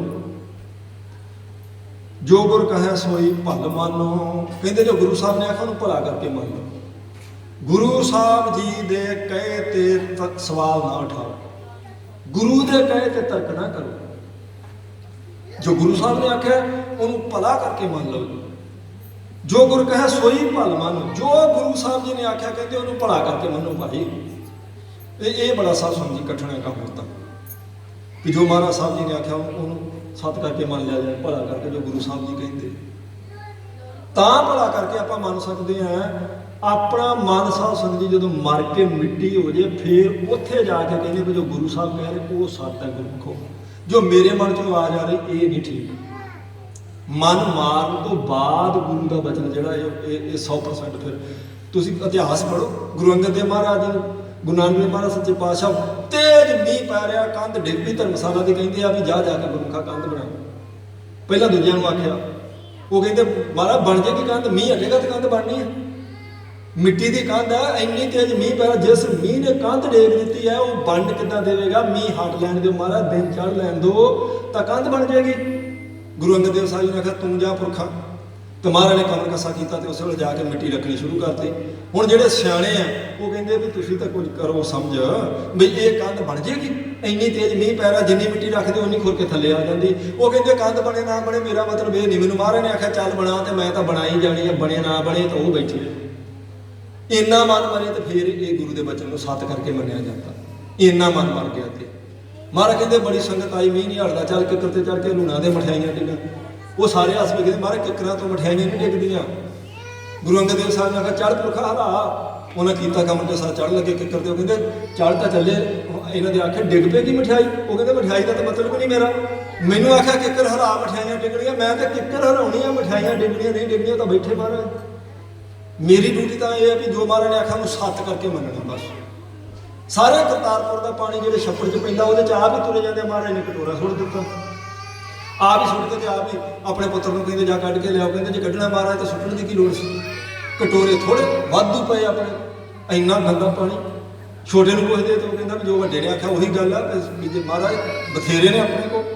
ਗੁਰੂ ਅੰਗਦ ਦੇਵ ਸਾਹਿਬ ਜੀ ਕਹਿੰਦੇ ਕੱਢ ਪੁਰਖਾ ਕਟੋਰਾ। ਉਸੇ ਵੇਲੇ ਕਮਰ ਕੱਸਾ ਕੀਤਾ, ਮਾਰੀ ਛੱਪੜ 'ਚ ਛਾਲ, ਕਟੋਰਾ ਕੱਢ ਕੇ ਮਾਂਜ ਧੋ ਕੇ ਲਿਆ ਕੇ ਮਹਾਰਾਜ ਦੇ ਸਾਹਮਣੇ ਰੱਖਤਾ। ਕਟੋਰਿਆਂ ਦੀ ਕਮੀ ਨਹੀਂ ਹੈਗੀ ਗੁਰੂ ਸਾਹਿਬ ਜੀ ਨੂੰ ਕਰਤਾਰਪੁਰ ਦੀ ਧਰਤੀ ਤੇ। ਮਤਲਬ ਇਹ ਆ ਕਿ ਸੱਤ ਵਚਨ ਕੌਣ ਕਹਿ ਰਿਹਾ, ਹਰ ਵਚਨ ਲਈ, ਹਰ ਵਚਨ ਨੂੰ ਸੱਤ ਵਚਨ ਨੇ ਮਾਰੇ ਗਏ। ਮਨ ਕੀ ਮਤ ਤਿਆਗ ਨੂੰ ਹਾਰ ਜਾ ਨਹੀਂ, ਬਾਤ ਕਠੈਨੀ ਬੜੀ ਕਠਿਨ ਗੱਲ ਹੈ। ਆਪਣੇ ਮਨ ਦੀ ਮਤ ਛੱਡ ਕੇ ਗੁਰੂ ਦਾ ਵਚਨ ਮੰਨ ਲੈਣਾ ਔਰ ਹਰ ਵਚਨ ਮੰਨਣਾ। ਕਈ ਵਾਰ ਇਦਾਂ ਦਾ ਚੰਗਾ ਲੱਗਦਾ ਆਪਾਂ ਮੰਨ ਲੈਣਾ, ਨਹੀਂ ਚੰਗਾ ਲੱਗਦਾ ਆਪਾਂ ਕਹਿੰਦੇ ਦੂਜੀ ਵਾਰੀ ਹੁਕਮਨਾਮਾ ਲਾ ਲਓ, ਤੀਜੀ ਵਾਰੀ ਲੈ ਲਓ, ਸ਼ਾਇਦ ਬਦਲ ਜੇ ਕੰਮ, ਕਿਉਂਕਿ ਉਹ ਆਪਾਂ ਨੂੰ ਫਿੱਟ ਨਹੀਂ ਬਹਿ ਰਿਹਾ। पर इत्थे दुबारा ने आख्या जो गुर कहे सोई भल मानो, जो भी गुरु साहब कहते उन्होंने भला करके मनो। देखो महाराज के वचन को सत करके मनना। चलो एक आप दूजा नुकता वेख लेंगे, मान लो कोई वचन अपने को नहीं मनिया गया, पर गुरु के वचन की घाट ना लभो, ये कहो मेरे च घाट है, मैं नहीं मान सकिया, मैं हर वचन नहीं महाराज जी का सत करके मनिया गया मेरे तो, ये मेरी उमता ही है। पर ये तर्क के नाल मैं दूजा रास्ता नहीं लभण का यतन करता भी नहीं, ये तो वचन हो ही नहीं सी सकता, ये तो इदा हो। मान लो साडा नहीं ना जी करता, अपना जी नहीं करता भी चलो महाराज दस मर्यादा च आउणा, आपां अमृत छकणा, आपां जी 5 कार, तो फिर आपां कहंदे उदों लोड़ सी 1699 च, हुण की जरूरत है, ਉਹਦਾ ਦੂਜਾ ਅਲਟਰਨੇਟਿਵ ਲੱਭਦੇ ਆਪਾਂ। ਨਹੀਂ ਕਹਿੰਦੇ ਨਾ ਨਾ, ਗੁਰੂ ਦੇ ਬਚਨ ਤੇ ਸਵਾਲ ਨਾ ਉਠਾ, ਸਿਰਫ ਇਹ ਕਹਦੇ ਕਿ ਮੇਰੇ ਚ ਉਮਤਾਈ ਮੈਂ ਨਹੀਂ ਹਲੇ ਮੰਨ ਸਕਿਆ। ਪਰ ਮਹਾਰਾਜ ਦੇ ਕਹੇ ਬਚਨ ਤੇ ਸਾਧ ਸੰਗਤ ਦੀ ਕੋਈ ਤਰਕ ਨਹੀਂ ਹੁੰਦੀ, ਬੰਦੇ ਚ ਉਮਤਾਈ ਹੋ ਸਕਦੀ। ਜੋ ਗੁਰੂ ਕਹੇ ਸੋਈ ਭਲ ਮਾਨੋ, ਕਹਿੰਦੇ ਜੋ ਗੁਰੂ ਸਾਹਿਬ ਨੇ ਆਖਿਆ ਭਲਾ ਕਰਕੇ ਮੰਨੋ ਉਹਨੂੰ ਗੁਰਮੁਖੋ। ਹਰ ਹਰ ਕਥਾ ਨਿਰਾਲੀ, ਤੇ ਮਹਾਰਾਜ ਕਹਿੰਦੇ ਹਰੀ ਦੀ ਕਥਾ ਸੁਣੋ, ਇਹ ਨਿਰਾਲੀ, ਇਹ ਤੁਹਾਨੂੰ असंग, निराली का अर्थ है वखरी, असंग, ये कहते ये जमा तो नरकों तो तुहानू असंग कर देगी, तुहानू नरकों का संग नहीं करना पेगा, जमा का संग नहीं करना पेगा, ये तुहानू इन्हां सारियां चीज़ों तो निराला कर देगी, वखरा कर देगी। इस करके परमात्मा की कथा सुनो, जिन्होंने सुनी 48 के 48 दे मुक्त बदे मुक्त होए हो, क्योंकि कथा हरी दी सी ना, बाणी की कथा, हरी की कथा, अकाल पुरख की कथा, वाह वाह बाणी निरंकार है, बाणी की कथा का मतलब निरंकार की कथा है।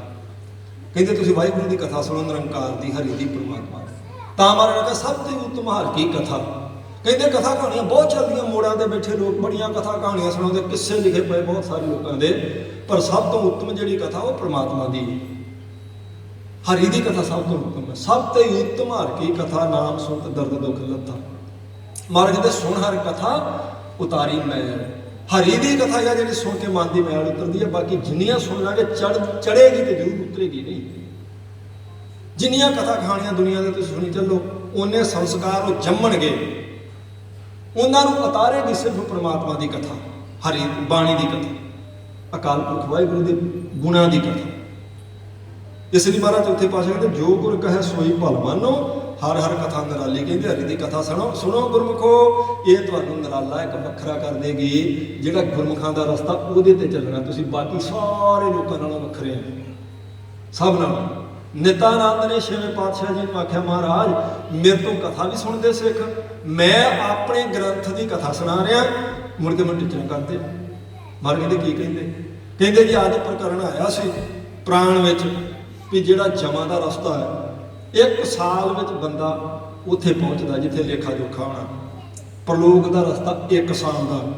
मारे मैं तो कथा उतो सुनाई, पर तुहाडे सिख की कह रहे, एक कहता मैं 1 दिन च जा सकता, दूजा अद्धा घंटा, तीजा कहना मैं 1 घड़ी, चौथा कहता मैं तो पल च जाके वापस आन के भी दस सकता उत्थे की हो रहा, जिन्होंने कह रहा कथावाचक भी ये साल का रस्ता है। तो महाराज ने आख्या भी साडे सिख झूठ नहीं बोलते। तो कहना महाराज जी फिर मैं कथा सुनाई, महाराज कहते ये भी सच है, झूठ ये भी नहीं। नित्यानंद पंडित है बहुत बड़ा विद्वान बटाले का, तो हरगोबिंदपुर साहब की घटना, वो कहना महाराज दोनों गल्लां किदां सच हो सकदियां, जो मैं पढ़ के सुनाया जो वो सच है, 1 साल का रस्ता है, जो सिख कह रहे भी मैं अखां बंद करके खोलण के समय प्रलोक जाके वापस आन के दस सकदा उत्थे की हो रहा, दोनों किदां सच हो सकदे। महाराज कहते दोनों सच है। जिहड़ा तुसीं सुना रहे जे ये उन्हां लोकां दी है जिहड़े पुन्नी पापी है, दुनियावी बिरती, जिहड़े साडे गुरु के सिख है उन्हां दा वो रस्ता नहीं है, वो वाकई उन्होंने पहुँच है, झूठ नहीं बोल रहे, उन्होंने पहुँच है वो दस रहे। पहुँच वाले ने दस दिता सी अज पटना साहब कलगीधर पातशाह का अवतार हो गया, भीखन साहब पहुँच वाला सी, उन्हें उस वेले नेत्र बंद करके उधर मत्था टेकता, वो पहुँच से उन्हें पता लग गया पटना साहब अवतार होया। पहुँच वाले का मार्ग होर होंदा, पहुँच वाले महाराज जी ने आख्या भी जम का मार्ग दूर रहा, दूर रही वो जम की बाट। कहते गुरमुखां तो जमा की बाट बहुत दूर होंगी है, उन्होंने रस्ता होर, लोगों का रस्ता होर। महाराज ने आख्या वो जो तुसीं कह रहे वो दुनियावी लोगों की गल है, जो साडे सिख कह रहे उन्होंने रस्ता ही होर है, उन्होंने पहुँच है। इसे पहुँच को वेख के दस्तगीर पीर ने आख्या महाराज इदा किदां हो सकता, पर पुत्र कह रहा ना, भाई गुरदास जी कहते अर अख फुरक में शब्द खिलाई, लख आकाश पताल लख अख फुरक में शब्द खिलाई। महाराज ने दस्तगीर के पुत्र की बांह फड़ के अख फुरक, अख बंद करके खोलने के समय उन्होंने लखा पताल के आकाश दिखाते। तो ਉਹਦਾ ਪੁੱਤਰ ਕਹਿੰਦਾ ਵੀ ਇਹ ਤਾਂ ਮਹਾਰਾਜ ਜੋ ਕਹਿ ਰਹੇ ਪਿਤਾ ਜੀ ਸੱਚ ਹੀ ਹੈ, ਮੁੱਕਦਾ ਹੀ ਨਹੀਂ। ਉਹ ਕਹਿੰਦਾ ਇਦਾਂ ਕਿੱਦਾਂ ਹੋ ਸਕਦਾ? ਅੱਖ ਬੰਦ ਕਰਕੇ ਖੋਲ੍ਹਣ ਦੇ ਸਮੇਂ 'ਚ ਤੇਰੀ ਬਾਂਹ ਫੜੀ ਤੇ ਉਸੇ ਵੇਲੇ ਛੱਡ ਕੇ ਕਹਿੰਦੇ ਦੱਸ ਇੰਨੇ ਚਿਰ 'ਚ ਤੂੰ ਕੀ ਵੇਖ ਲੈ? ਕਹਿੰਦਾ ਮੈਨੂੰ ਨਹੀਂ ਜੇ ਪਤਾ, ਲੇਕਿਨ ਆਕਾਸ਼ ਤੇ ਪਤਾਲ ਮੈਂ ਇੰਨੇ ਘੁੰਮ ਆਇਆ, ਮੈਂ ਥੱਕ ਗਿਆ, ਮੈਂ ਹੀ ਬੇਨਤੀ ਕਰਕੇ ਇਹਨਾਂ ਨੂੰ ਲੈ ਕੇ ਆਇਆ, ਉਹ ਨਹੀਂ ਮੁੱਕਣ ਚਾਹੁੰਦੇ। ਹੁਣ ਸਕਾ ਪੁੱਤਰ ਕਹਿ ਰਿਹਾ ਤਾਂ ਦਸਤਵੀਰ ਨੇ ਮੰਨਿਆ ਵੀ ਵਾਕਿਆ ਹੀ ਅੱਖ ਦੇ ਫੁਲਕਾਰੇ 'ਚ ਵੀ ਇੰਨਾ ਕੁਝ ਹੋ ਸਕਦਾ, ਇਹਨਾਂ ਦੀ ਇੰਨੀ ਪਹੁੰਚ ਹੈ ਗੁਰੂ ਨਾਨਕ ਪਾਤਸ਼ਾਹ ਜੀ ਦੀ। ਉਹ ਮਾਰਗ ਹੋਰ ਹੈ, ਇਹ ਮਾਰਗ ਹੋਰ ਹੈ। ਸੋ ਗੁਰੂ ਸਾਹਿਬ ਜੀ ਨੇ ਸਾਸੂ ਕਹਿੰਦੇ ਜੋ ਗੁਰ ਕਹੇ ਸੋਈ ਭਲ ਮਾਨੋ, ਹਰ ਹਰ ਕਥਾ ਨਿਰਾਲੀ। ਕਹਿੰਦੇ ਹਰੀ ਦੀ ਕਥਾ ਗੁਰਮੁਖੋ ਇਹ ਹੀ ਸੁਣ ਕੇ 48 ਗੁਰਮੁਖ ਬਦੇ ਮੁਕਤ ਹੋ ਗਏ। ਇਹ ਕਹਿੰਦੇ ਸੁਣੋਗੇ ਇਹ ਤੁਹਾਨੂੰ ਨਿਰਾਲਾ ਵੱਖਰਾ ਰਸਤਾ ਦੇ ਦੇਗੀ। ਇਹ ਉਸ ਰਸਤੇ ਤੋਂ ਤੁਹਾਨੂੰ ਨਿਰਾਲਾ ਕਰਨ ਵਾਲੀ। ਰਾਹੋ ਬਸਰਾਮ ਦੇ ਕੇ ਗੁਰੂ ਰਾਮਦਾਸ ਮਹਾਰਾਜ ਕਿਰਪਾ ਕਰਦੇ। ਹਰ ਕੇ ਸੰਤ ਸੁਣੋ ਜਨ ਭਾਈ, ਕਹਿੰਦੇ ਹਰੀ ਦੇ ਸੰਤ ਜਨੋ ਭਰਾਵੋ ਧਿਆਨ ਨਾਲ ਸੁਣੋ, ਧਿਆਨ ਨਾਲ। ਕੀ ਜੀ? ਗੁਰ ਸੇਵਿਓ ਬੇਗ ਬੇਗਾਲੀ। ਕਹਿੰਦੇ ਗੁਰੂ ਨੂੰ ਛੇਤੀ ਤੋਂ ਛੇਤੀ ਸੇਵਣਾ ਚਾਹੀਦਾ। ਬੇਗ ਦਾ ਅਰਥ ਛੇਤੀ ਤੇ ਬੇਗਾਲੀ ਛੇਤੀ ਤੋਂ ਛੇਤੀ। ਕਹਿੰਦੇ ਗੁਰੂ ਸਾਹਿਬ ਜੀ ਦੀ ਸੇਵਾ 'ਚ ਭਰਾਵੋ ਛੇਤੀ ਤੋਂ ਛੇਤੀ ਲੱਗੋ। ਜਿੰਨੀ ਛੇਤੀ ਕੋਈ ਗੁਰੂ ਸਾਹਿਬ ਜੀ ਦੀ ਸੇਵਾ 'ਚ ਲੱਗ ਸਕਦਾ, ਕਹਿੰਦੇ ਗੁਰੂ ਦੀ ਸੇਵਾ ਛੇਤੀ ਛੇਤੀ ਕਰਨੀ ਚਾਹੀਦੀ। ਕਿਉਂ? ਸਤਿਗੁਰੂ ਸੇਵ ਖਰਚ ਹਰ ਵਾਧੂ। ਕਹਿੰਦੇ ਸਤਿਗੁਰੂ ਦੀ ਸੇਵਾ ਤੇ ਖਰਚਾ ਹੈ। ਹਰੀ ਦੇ ਰਸਤੇ ਤੇ ਜਾਣ ਲੱਗੇ ਜਿਹੜਾ ਰਸਤੇ 'ਚ ਖਰਚਾ ਕੰਮ ਆਉਣਾ, ਕਹਿੰਦੇ ਗੁਰੂ ਦੀ ਸੇਵਾ ਉਹ ਖਰਚਾ। ਜਿਹਨੂੰ ਪੰਜਵੇਂ ਪਾਤਸ਼ਾਹ ਨੇ ਆਖਿਆ ਜੇ ਮਾਰਗ ਕੇ ਗਣੇ ਜਾਹੇ ਨਾ ਕੋਸਾ, ਹਰ ਕਾ ਨਾਮ ਉਹਾਂ ਸੰਗ ਤੋਸਾ। ਜੇ ਪੈਣੇ ਮੈਂ ਅੰਤ ਗੁਬਾਰਾ, ਹਰ ਕਾ ਨਾਮ ਸੰਗ ਉਜਾਰਾ। ਜੇ ਮਹਾਪ੍ਰਾਣ ਤਪਤ ਬਹੁ ਕਾਮ, ਤੈ ਹਰ ਕੇ ਨਾਮ ਕੀ ਤੂੰ ਪ੍ਰਸ਼ਾਦ। ਮਰ ਕਹਿੰਦੇ ਉੱਥੇ ਦੇ ਉਸ ਰਸਤੇ ਦੀ ਗੱਲ ਹੈ ਜਿੱਥੇ ਪ੍ਰਮਾਤਮਾ ਦਾ ਨਾਮ ਤੇਰੇ ਲਈ ਛਾਂ ਬਣ ਜਾਊਗਾ ਬਹੁਤ ਤਪਦੀ ਅੱਗ ਵਿੱਚ। ਉੱਥੇ ਪ੍ਰਮਾਤਮਾ ਦਾ ਨਾਮ ਤੇਰੇ ਲਈ ਰਸਤੇ ਦਾ ਖਰਚਾ ਰੋਟੀ ਤੋਸਾ ਬਣ ਜਾਏਗਾ। ਉਹ ਚੌਥੇ ਪਾਤਸ਼ਾਹ ਕਹਿ ਰਹੇ, ਕਹਿੰਦੇ ਸਤਿਗੁਰੂ ਸੇਵ ਖਰਚ ਹਰ ਵਾਧੂ। ਕਹਿੰਦੇ ਸਤਿਗੁਰੂ ਜੀ ਦੀ ਸੇਵਾ ਇਹ ਤੇ ਉਹ ਖਰਚਾ ਜਿਹੜਾ ਆਪਾਂ ਪੱਲੇ ਬੰਨ੍ਹ ਲੈਣਾ। ਇਹ ਪ੍ਰਲੋਕ ਦੇ ਰਸਤੇ ਦਾ ਖਰਚਾ ਹੈ ਗੁਰੂ ਦੀ ਸੇਵਾ। ਕਹਿੰਦੇ ਇਹ ਬੰਨੋ ਆਪਣੇ ਪੱਲੇ। ਸਤਿਗੁਰ ਸੇਵ ਖਰਚ ਹਰ ਵਾਧੂ, ਮਤ ਜਾਣੋ ਆਜ ਕੇ ਕਾਲੀ। ਮਰ ਕਹਿੰਦੇ ਮਤਾ ਅੱਜ ਕੱਲ ਕਰਦੇ ਆ, ਕਿਤੇ ਉਮਰ ਨਾ ਸਾਰੀ ਬਤੀਤ ਕਰ ਲਿਓ। ਮਤ ਜਾਣੋ ਆਜ ਕੇ ਕਾਲੀ ਨੇ, ਅੱਜ ਨਹੀਂ ਕੱਲ ਕਰ ਲਾਂਗੇ, ਅੱਜ ਨਹੀਂ ਕੱਲ ਕਰ ਲਾਂਗੇ। ਗੁਰੂ ਸਾਹਿਬ ਕਹਿੰਦੇ ਇਦਾਂ। ਕਬੀਰ ਸਾਹਿਬ ਕਹਿੰਦੇ ਕਬੀਰ ਕਾਲ ਕਰੰਤਾ ਅਬਹਿ ਕਰ, ਅਬ ਕਰਤਾ ਸੋਏ ਤਾਲ। ਇਹ ਕਬੀਰ ਸਾਹਿਬ ਦਾ ਬਚਨ ਜੀ। ਉਹ ਕਹਿੰਦੇ ਜਿਹੜਾ ਕੰਮ ਚੰਗਾ ਉਹਨੂੰ ਕੱਲ ਕਰਨਾ ਹੈ, ਨਾ ਨਾ ਨਾ, ਕਬੀਰ ਸਾਹਿਬ ਕਹਿੰਦੇ ਉਹਨੂੰ ਅੱਜ ਕਰ, ਤੇ ਜਿਹਨੂੰ ਅੱਜ ਕਰਨਾ ਉਹਨੂੰ ਹੁਣੇ ਹੀ ਕਰ। ਕਬੀਰ ਕਾਲ ਕਰੰਤਾ ਅਬਹਿ ਕਰ, ਅਬ ਕਰਤਾ ਸੋਏ ਤਾਲ। ਕੱਲ ਵਾਲਾ ਜੇ ਕੰਮ ਚੰਗਾ ਤੇ ਕੱਲ ਤੇ ਨਾ ਛੱਡ, ਉਹਨੂੰ ਅੱਜ ਸ਼ੁਰੂ ਕਰਦੇ। ਜੇ ਅੱਜ ਚੇਤਾ ਆਇਆ ਬੜਾ ਚੰਗਾ ਤਾਂ ਉਹਨੂੰ ਹੁਣੇ ਸ਼ੁਰੂ ਕਰਦੇ। ਕਿਉਂ? ਕਬੀਰ ਸਾਹਿਬ ਇੰਨੀ ਕੀ ਜਲਦੀ ਹੈ? ਉਹ ਕਹਿੰਦੇ ਨੇ ਫਿਰ ਇੱਕ ਐਸਾ ਸਮਾਂ ਆਉਣਾ ਤੂੰ ਕੱਲ ਕਰਦੇ ਰਿਹਾ ਜਿਹਨਾਂ ਤੇ ਸਮਾਂ ਹੱਥੋਂ ਨਿਕਲ ਜਾਣਾ। ਪਾਸੇ ਕੁਛ ਵੀ ਨਾ ਹੋਵੇਗਾ ਜਦ ਸਿਰ ਭਰਿਆ ਹੋਵੇ ਕਾਲ। ਕਬੀਰ ਸਾਹਿਬ ਕਹਿੰਦੇ ਜਦੋਂ ਕਾਲ ਆ ਗਿਆ ਤੇ ਤੂੰ ਪਛਤਾਵਾ ਹੀ ਤੇਰੇ ਕੋਲੇ ਰਹਿ ਜਾਣਾ, ਪਿੱਛੋਂ ਕੁਝ ਵੀ ਨਹੀਂ ਹੋ ਸਕਣਾ। ਇਸ ਕਰਕੇ ਕੱਲ ਤੇ ਗੱਲ ਨਾ ਛੱਡ। ਇਹ ਗੱਲ ਕੱਲ ਤੇ ਨਾ ਛੱਡ, ਇਸ ਕੰਮ ਨੂੰ ਅੱਜ ਸ਼ੁਰੂ ਕਰ ਦੇ। ਸਤਿਗੁਰੂ ਸੇਵ ਖਰਚਰ ਵਾਧੋ, ਮਤ ਜਾਣੋ ਆਜ ਕੇ ਕਾਲੀ। ਚੌਥੇ ਪਾਸੇ ਮਤਾ ਜਾਣੋ ਨਹੀਂ ਅੱਜ ਨਹੀਂ ਕੱਲ, ਅੱਜ ਨਹੀਂ ਕੱਲ। ਕਹਿੰਦੇ ਅੱਜ ਕੱਲ ਨਾ ਕਰ। ਇਸ ਕੰਮ ਨੂੰ ਛੇਤੀ ਤੋਂ ਛੇਤੀ ਸ਼ੁਰੂ ਕਰ। ਗੁਰ ਸੇਵਿਓ ਬੇਗ ਬੇਗਾਲੀ। ਬੇਗ ਛੇਤੀ ਤੇ ਬੇਗਾਲੀ ਉਹਦੇ ਤੋਂ ਵੀ ਛੇਤੀ। ਕਹਿੰਦੇ ਦੇਰੀ ਨਾ ਕਰ, ਮਹਾਰਾਜ ਦੀ ਸੇਵਾ ਕਰਨ ਲੱਗੇ। ਇਹਨੂੰ ਅੱਜ ਕੱਲ ਤੇ ਨਾ ਛੱਡ। ਇਹ ਕੱਲ ਦਾ ਹੈ ਹੀ ਨਹੀਂ। ਭਾਈ ਵੀਰ ਸਿੰਘ ਜੀ ਨੇ ਆਖਿਆ ਨਾ, ਉਹ ਕਹਿੰਦੇ ਕੱਲ ਚੁੱਕੀ ਹੈ ਬੀਤ ਵਸ ਤੋਂ ਦੂਰ ਨਸਾਈ, ਭਲਕ ਅਜਿਹਾ ਦੂਰ ਨਹੀਂ ਹੱਥਾਂ ਵਿੱਚ ਆਈ। ਅੱਜ ਸਾਡੇ ਕੋਲ, ਕਹਿੰਦੇ ਕੱਲ ਲੰਘ ਚੁੱਕੀ ਹੈ, ਭਲਕ ਅਜੇ ਆਈ ਨਹੀਂ, ਅੱਜ ਸਾਡੇ ਕੋਲ ਹੈ। ਅੱਜ ਜਿਹੜਾ ਆਪਾਂ ਸਮਾਂ ਸਫਲਾ ਕਰ ਲਿਆ, ਕਥਾ ਕੀਰਤਨ ਵਾਹਿਗੁਰੂ ਸਤਨਾਮ ਜਪਜੀ ਸਾਹਿਬ ਰਾਹ ਜਿਹੜਾ ਅੱਜ ਕੀਤਾ, ਇਹ ਹੀ ਸਾਡਾ ਆਇਆ ਸੱਚ। ਇਹਨੂੰ ਕੱਲ ਤੇ ਨਾ ਛੱਡੋ। ਸੋ ਮਹਾਰਾਜ ਕਹਿੰਦੇ ਨੇ ਸਤਿਗੁਰ ਸੇਵ ਖਰਚਰ ਵਾਧੋ, ਮਤ ਜਾਣੋ ਆਜ ਕੇ ਕਾਲੀ। ਹਰ ਕੇ ਸੰਤ ਜਪੋ ਹਰ ਜਪਣਾ। ਕਹਿੰਦੇ ਹਰੀ ਦੇ ਸੰਤੋ ਹਰੀ ਨੂੰ ਜਪਣਾ ਸ਼ੁਰੂ ਕਰ ਦਿਓ। ਉਸ ਪਰਮਾਤਮਾ ਨੂੰ ਜਪੋ। ਹਰ ਸੰਤ ਚੱਲੇ ਹਰ ਨਾਲੀ। ਕਹਿੰਦੇ ਇਹ ਜਪਿਆ ਹੋਇਆ ਸੰਤਾਂ ਦੇ ਨਾਲ ਜਾਂਦਾ। ਹਰੀ ਜਪਿਆ, ਕਹਿੰਦੇ ਸੰਤਾਂ ਨੇ ਦੱਸ ਦਿੱਤਾ ਵੀ ਨਾਲ ਇਹ ਜਾਣਾ। ਬਸ ਜਪਿਆ ਹੋਇਆ ਨਾਲ ਜਾਣਾ। ਇਸ ਲਈ ਕਹਿੰਦੇ ਜਪੋ ਉਸ ਪਰਮਾਤਮਾ ਨੂੰ। ਜਿਨ ਹਰ ਜਪਿਆ ਸੇ ਹਰ ਹੋਏ। ਜਿਨ੍ਹਾਂ ਨੇ ਜਪਿਆ ਉਹ ਹਰੀ ਦਾ ਹੀ ਹੋਊਗਾ। ਹਰ ਹਰ ਜਨ ਦੁਈ ਏਕ ਹੈ ਬਿਨ ਵਿਚਾਰ ਕਛ ਨਾਹੀ। ਹਰ ਕਾ ਸੇਵਕ ਹਰ ਹੀ ਜਿਹਾ। ਜਿਨ ਹਰ ਜਪਿਆ ਸੇ ਹਰਿ ਕਹਿੰਦੇ ਜਿਨ੍ਹਾਂ ਨੇ ਹੁਣ ਤੱਕ ਹਰੀ ਨੂੰ ਜਪਿਆ ਉਹ ਹਰੀ ਵਰਗੇ ਹੀ ਹੋ ਗਏ। ਉਹ ਭਗਤ ਨਾਮਦੇਵ ਜੀ, ਭਗਤ ਰਦਾਸ ਸਾਹਿਬ ਜੀ, ਬਾਬਾ ਕਬੀਰ ਸਾਹਿਬ ਜੀ, ਬਾਬਾ ਫਰੀਦ ਸਾਹਿਬ ਜੀ, ਜਿਹੜੇ ਮਰਜ਼ੀ ਭਗਤ ਲਾਓ ਪ੍ਰਮਾਤਮਾ ਨੂੰ ਪੀਏ। ਉਹਨਾਂ ਨੇ ਆਪ ਕਿਹਾ ਰਾਮ ਕਬੀਰਾ ਇੱਕ ਭਏ। ਚੌਥੇ ਪਾਤਸ਼ਾਹ ਕਹਿੰਦੇ ਹੁਣ ਤੱਕ ਜਿੰਨਿਆਂ ਨੇ ਜਪਿਆ ਉਹ ਹਰੀ ਦਾ ਹੀ ਰੂਪ ਹੋ ਗਏ ਨੇ। ਜਿਨ ਹਰ ਜਪਿਆ ਸੇ ਹਰ ਹੋ ਗਏ। ਜਿਨ੍ਹਾਂ ਨੇ ਹਰੀ ਜਪਿਆ ਉਹ ਹਰੀ ਵਰਗੇ ਹੀ ਹੋ ਗਏ। ਹਰ ਮਿਲਿਆ ਕੇਲ ਕੇਲਾਲੀ। ਕੇਲ ਕਹਿੰਦੇ ਸਾਹ ਸਮਝੀ ਚੋਜ ਤਮਾਸ਼ਿਆਂ ਨੂੰ। ਕੇਲਾਲੀ ਮਤਲਬ ਕਹਿੰਦੇ ਉਹ ਜਿਹੜਾ 42 ਲੱਖ ਜੀਵ ਅਤੇ ਪਾਣੀ 'ਚ ਸਾਧ ਸੰਗਤ ਦੀ ਕਿਰਿਆਵਾਂ ਕਰਨ ਵਾਲੇ, ਉਹ ਸਭ ਥਾਵਾਂ ਤੇ ਚੋਜ ਵਰਤਾਉਣ ਵਾਲਾ ਅਕਾਲ ਪੁਰਖ ਵਾਹਿਗੁਰੂ ਉਹਨਾਂ ਨੂੰ ਮਿਲ ਪੈਂਦਾ ਜਿਹੜੇ ਹਰੀ ਨੂੰ ਜਪਣਾ ਸ਼ੁਰੂ ਕਰ ਦਿੰਦੇ। ਹਰ ਹਰ ਜਪਣ ਜਪ ਲੋਚ ਲੋਚਾਨੀ। ਕਹਿੰਦੇ ਹਰੀ ਨੂੰ ਜਪਣ ਕਰਕੇ ਸਭ ਲੋਚਾਂ ਪੂਰੀਆਂ ਹੋ ਜਾਂਦੀਆਂ। ਲੋਚਾ ਦਾ ਅਰਥ ਇੱਛਾ। ਜਿਹੜੀ ਵੀ ਮਨ ਦੀ ਕੋਈ ਇੱਛਾ ਹੈ, ਜਿਹੜੀ ਵੀ ਲੋਚ ਕੋਈ ਮਨ ਦੀ ਹੈ, ਕਹਿੰਦੇ ਗੁਰਮੁਖੋ ਹਰੀ ਨੂੰ ਜਪਣ ਕਰਕੇ ਉਹ ਲੋਚਾ ਪੂਰੀ ਹੁੰਦੀ। ਹਰ ਹਰ ਜਪਣ ਜਪ ਲੋਚ ਲੋਚਾਨੀ। ਹਰ ਕਿਰਪਾ ਕਰ ਬਨਵਾਲੀ। ਮਹਾਰਾਜ ਸਾਡੇ ਤੇ ਵੀ ਕਿਰਪਾ ਕਰੋ। ਬਨਵਾਲੀ ਦਾ ਅਰਥ ਸਾਧ ਸੰਗਤ ਜੀ ਜਿਹੜਾ ਬਾਗ ਹੈ, ਸੰਸਾਰ ਹੈ, ਇਹਦਾ ਜਿਹੜਾ ਮਾਲੀ ਹੈ, ਇਹਨੂੰ ਸਾਂਭਣ ਵਾਲਾ, ਉਹ ਅਕਾਲ ਪੁਰਖ ਵਾਹਿਗੁਰੂ। ਇਹ ਅਕਾਲ ਪੁਰਖ ਵਾਹਿਗੁਰੂ ਜੀ ਸਾਡੇ ਤੇ ਵੀ ਇਹ ਕਿਰਪਾ ਕਰੋ। ਜਨ ਨਾਨਕ ਸੰਗਤ ਸਾਧ ਹਰ ਮਿਲੋ। ਕਿਹੜੀ ਕਿਰਪਾ ਜੀ? ਅਖੀਰਲੀ ਪੰਕਤੀ ਚੌਥੇ ਪਾਤਸ਼ਾਹ ਨੇ ਦੱਸਤਾ। ਕਹਿੰਦੇ ਜਨ ਨਾਨਕ ਸੰਗਤ ਸਾਧ ਹਰ ਮਿਲੋ। ਮਹਾਰਾਜ ਸਾਧੂਆਂ ਦੀ ਸੰਗਤ ਚ ਮਿਲਾ ਦਿਓ ਸਾਨੂੰ। ਗੁਰਮੁਖਾਂ ਦੀ ਸੰਗਤ ਸਾਨੂੰ ਮਿਲ ਜਾਏ ਸੱਚੇ ਪਾਤਸ਼ਾਹ, ਐਸੀ ਸੰਗਤ ਦੀ ਕਿਰਪਾ ਕਰੋ। ਹਮ ਸਾਧ ਜਨਾ ਪੱਗ ਰਾਲੀ। ਪੱਗ ਚਰਨ ਤੇ ਰਾਲੀ ਧੂੜ। ਮਹਾਰਾਜ ਅਸੀਂ ਉਹਨਾਂ ਸਾਧੂਆਂ ਦੀ ਚਰਨ ਧੂੜ ਪ੍ਰਾਪਤ ਕਰ ਸਕੀਏ। ਸਾਨੂੰ ਗੁਰਮੁਖਾਂ ਦੀ ਸੰਗਤ ਬਖਸ਼ੋ। ਉਹਨਾਂ ਗੁਰਮੁਖਾਂ ਦੀ ਚਰਨ ਧੂੜ ਸਾਨੂੰ ਪ੍ਰਾਪਤ ਹੋ ਜਾਵੇ। ਐਸੀ ਕਿਰਪਾ ਸੱਚੇ ਪਾਤਸ਼ਾਹ ਜੀ ਆਪ ਜੀ ਸਾਡੇ ਉੱਪਰ ਕਰੋ। ਇਹ ਸਤਿਗੁਰੂ ਗੁਰੂ ਰਾਮਦਾਸ ਮਹਾਰਾਜ ਸੱਚੇ ਪਾਤਸ਼ਾਹ ਜੀ ਨੇ ਸਾਧ ਸੰਗਤ ਜੀ ਅੱਜ ਅੰਮ੍ਰਿਤ ਵੇਲੇ ਸ੍ਰੀ ਮੁਖਵਾਕ ਕੋਸ਼ਿਸ਼ ਕੀਤਾ। ਜਿਹਦਾ ਤੱਤ ਸਿਧਾਂਤ ਇਹ ਹੈ ਵੀ ਮਹਾਰਾਜ ਗਿਆਨ ਸਾਨੂੰ ਹੈਗਾ ਕੋਈ ਨਹੀਂ, ਅੰਦਰਲੇ ਨੇ ਤਾਂ ਬਾਂਦਰ ਨੇ। ਆਪ ਜੀ ਦੇ ਦੱਸੇ ਮਾਰਗ ਤੇ ਕਿਵੇਂ ਚੱਲ ਗਏ, ਤੁਸੀਂ ਕਿਰਪਾ ਕਰਕੇ ਆਪਣੇ ਪੱਲੇ ਲਾ ਲਓ ਤਾਂ ਸਾਡੀ ਕਲਿਆਣ ਹੋ ਸਕਦੀ। ਕਹਿੰਦੇ ਉਹ ਸਤਿਗੁਰੂ ਦਇਆ ਕਰਨ ਵਾਸਤੇ ਸਮਰੱਥ ਹੈ।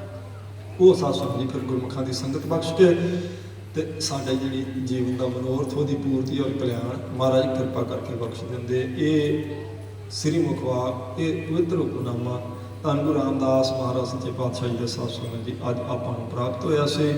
ਅੱਜ ਦਾ ਇਹ ਸਮਾਗਮ ਗੁਰਮੁਖ ਪਿਆਰੇ ਭਾਈ ਪਰਵਿੰਦਰ ਸਿੰਘ ਜੀ ਤੇ ਬੀਬੀ ਰਮਨਦੀਪ ਕੌਰ ਜਿਨ੍ਹਾਂ ਦੇ ਪਰਿਵਾਰ ਵੱਲੋਂ ਸਾਧ ਸੰਗਤ ਜੀ ਦਿੱਤੀਆਂ ਹੋਈਆਂ ਅਕਾਲ ਪੁਰਖ ਵਾਹਿਗੁਰੂ ਦੀਆਂ ਦਾਤਾਂ ਦਾ ਸ਼ੁਕਰਾਨਾ ਕਰਨ ਵਾਸਤੇ, ਕਿਉਂਕਿ ਮਹਾਰਾਜ ਸੱਚੇ ਪਾਤਸ਼ਾਹ ਜੀ ਨੇ ਸਾਧ ਸੰਗਤ ਜੀ ਜੇ ਸ਼ੁਕਰਾਨਾ ਕਰਨਾ ਤਾਂ ਫਿਰ ਬਹੁਤ ਕੁਝ ਦਿੱਤਾ ਹੈ, ਜੇ ਰੋਸ ਕਰਨਾ ਤਾਂ ਬਹੁਤ ਕੁਝ ਅਜੇ ਰਹਿੰਦਾ। ਜੇ ਮਹਾਰਾਜ ਦਾ ਧੰਨਵਾਦ ਕਰਨਾ ਹੋਵੇ ਤੇ ਆਪਾਂ ਨੂੰ ਉਹ ਨੇਤਰ ਦਿੱਤੇ ਦੇਖ ਸਕਦੇ ਹਾਂ, ਸ਼ੁਕਰ ਹੈ ਮਹਾਰਾਜ ਦਾ। ਬੋਲ ਸਕਦੇ ਹਾਂ, ਮਹਾਰਾਜ ਦਾ ਸ਼ੁਕਰ ਹੈ। ਸੁਣ ਸਕਦੇ ਹਾਂ, ਸ਼ੁਕਰ ਹੈ ਮਹਾਰਾਜ ਦਾ। ਸਿਰ ਤੇ ਛੱਤ ਹੈ, ਸ਼ੁਕਰ ਹੈ ਮਹਾਰਾਜ ਦਾ।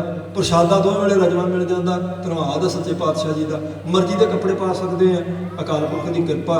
ਤੁਰ ਕੇ ਜਾ ਸਕਦੇ, ਤੁਰ ਕੇ ਆ ਸਕਦੇ, ਚੌਂਕੜਾ ਮਾਰ ਕੇ ਬੈਠ ਸਕਦੇ, ਬੜੀ ਵੱਡੀ ਕਿਰਪਾ ਸੱਚੇ ਪਾਤਸ਼ਾਹ ਜੀ। ਤੇ ਅੱਗੇ ਫਿਰ ਜਿੰਨੀਆਂ ਮਰਜ਼ੀ ਦਾਤਾਂ ਸਭ ਕੁਝ ਉਹਦਾ ਹੀ ਦਿੱਤਾ ਨਾ ਜੀ। ਇਸ ਲਈ ਪਰਿਵਾਰ ਨੇ ਮਹਾਰਾਜ ਜੀ ਦੀਆਂ ਦਿੱਤੀਆਂ ਦਾਤਾਂ ਦਾ ਸ਼ੁਕਰਾਨਾ ਕਰਦਿਆਂ ਹੋਇਆਂ ਸ੍ਰੀ ਸੁਖਮਨੀ ਸਾਹਿਬ ਜੀ ਦੇ ਪਾਠ ਸਾਧ ਸੰਗਤ ਜੀ ਕਰਵਾਏ। ਆਪ ਸਾਰੀਆਂ ਸੰਗਤਾਂ ਨੂੰ ਸੁਨਿਮਰ ਬੇਨਤੀ ਕੀਤੀ ਤੇ ਆਪ ਸਾਰੇ ਤਈਆਂ ਸੁਣੀਆਂ ਗੁਰਸਿੱਖਾਂ ਗੁਰਮੁਖਾਣੀ ਸਾਧ ਸੰਗਤ ਜੀ ਪਰਿਵਾਰ ਦੀ ਬੇਨਤੀ ਮੰਨ ਕੇ ਗੁਰੂ ਸਾਹਿਬ ਜੀ ਦੀ ਪਵਿੱਤਰ ਹਜ਼ੂਰੀ ਵਿੱਚ ਬੈਠ ਕੇ ਮਹਾਰਾਜ ਸੱਚੇ ਪਾਤਸ਼ਾਹ ਜੀ ਦੇ ਪਵਿੱਤਰ ਉੱਤਮ ਜਿਹੜੇ ਬਚਨ ਮਹਾਰਾਜ ਦੇ ਕੌਤਕ ਮੈਨੂੰ ਸਰਵਣ ਕਰਕੇ ਆਪਣਾ ਸਮਾਂ ਸਫਲਾ ਕੀਤਾ। ਸੋ ਜਿੱਥੇ ਗੁਰੂ ਸਾਹਿਬ ਜੀ ਦਾ ਧੰਨਵਾਦ, ਉੱਥੇ ਆਪ ਸਾਰੀਆਂ ਸੰਗਤਾਂ ਦਾ ਵੀ ਬਹੁਤ ਬਹੁਤ ਧੰਨਵਾਦ ਹੈ ਪਰਿਵਾਰ ਵੱਲੋਂ ਵਿਸ਼ੇਸ਼ ਕਰਕੇ। ਸੋ ਮਹਾਰਾਜ ਸੱਚੇ ਪਾਤਸ਼ਾਹ ਜੀ ਕਿਰਪਾ ਕਰਨ ਜੀ ਪਰਿਵਾਰ ਦੀ ਕੀਤੀ ਹੋਈ ਸੇਵਾ ਜਿਹੜੀ ਲੇਖੇ ਵਿੱਚ ਲਾਉਣ। ਜਿਸ ਮਨੋਰਥ ਨੂੰ, ਜਿਸ ਮਨੋਕਾਮਨਾ ਨੂੰ ਲੈ ਕੇ ਸਤਿਗੁਰੂ ਜੀ ਦੇ ਚਰਨ ਪਰਸੇ ਸਤਿਗੁਰੂ ਜੀ ਉਹ ਵੀ ਆਪਣੇ ਦਰੋਂ ਕਰਮ ਕਿਰਪਾ ਕਰਨ ਜੀ। ਜਿਤੜੇ ਫਲ ਮਨ ਵਾਸੀਆ ਤੇ ਤੜੇ ਸਤਿਗੁਰ ਪਾਸ। ਸਤਿਗੁਰੂ ਜੀ ਕਿਰਪਾ ਦੇ ਦਾਤੇ ਹਨ। ਸੋ ਮਹਾਰਾਜ ਜੀ ਦੇ ਚਰਨਾਂ 'ਚ ਅਰਦਾਸ ਬੇਨਤੀ, ਭੁੱਲਾਂ ਚੁੱਕਾਂ ਦੀ ਖਿਮਾ ਜੀ। ਅਗਲਾ ਪ੍ਰੋਗਰਾਮ ਆਪ ਜੀ ਨੂੰ ਗੁਰਮੁਖ ਸਾਧ ਸੰਗਤ ਜੀ ਸਰਵਣ ਕਰਵਾਉਣਗੇ। ਪ੍ਰੇਮ ਨਾਲ ਫਤਿਹ ਦਾ ਜਵਾਬ ਦਿਓ। ਬੁਲਾਓ। ਵਾਹਿਗੁਰੂ ਜੀ ਕਾ ਖਾਲਸਾ, ਵਾਹਿਗੁਰੂ ਜੀ ਕੀ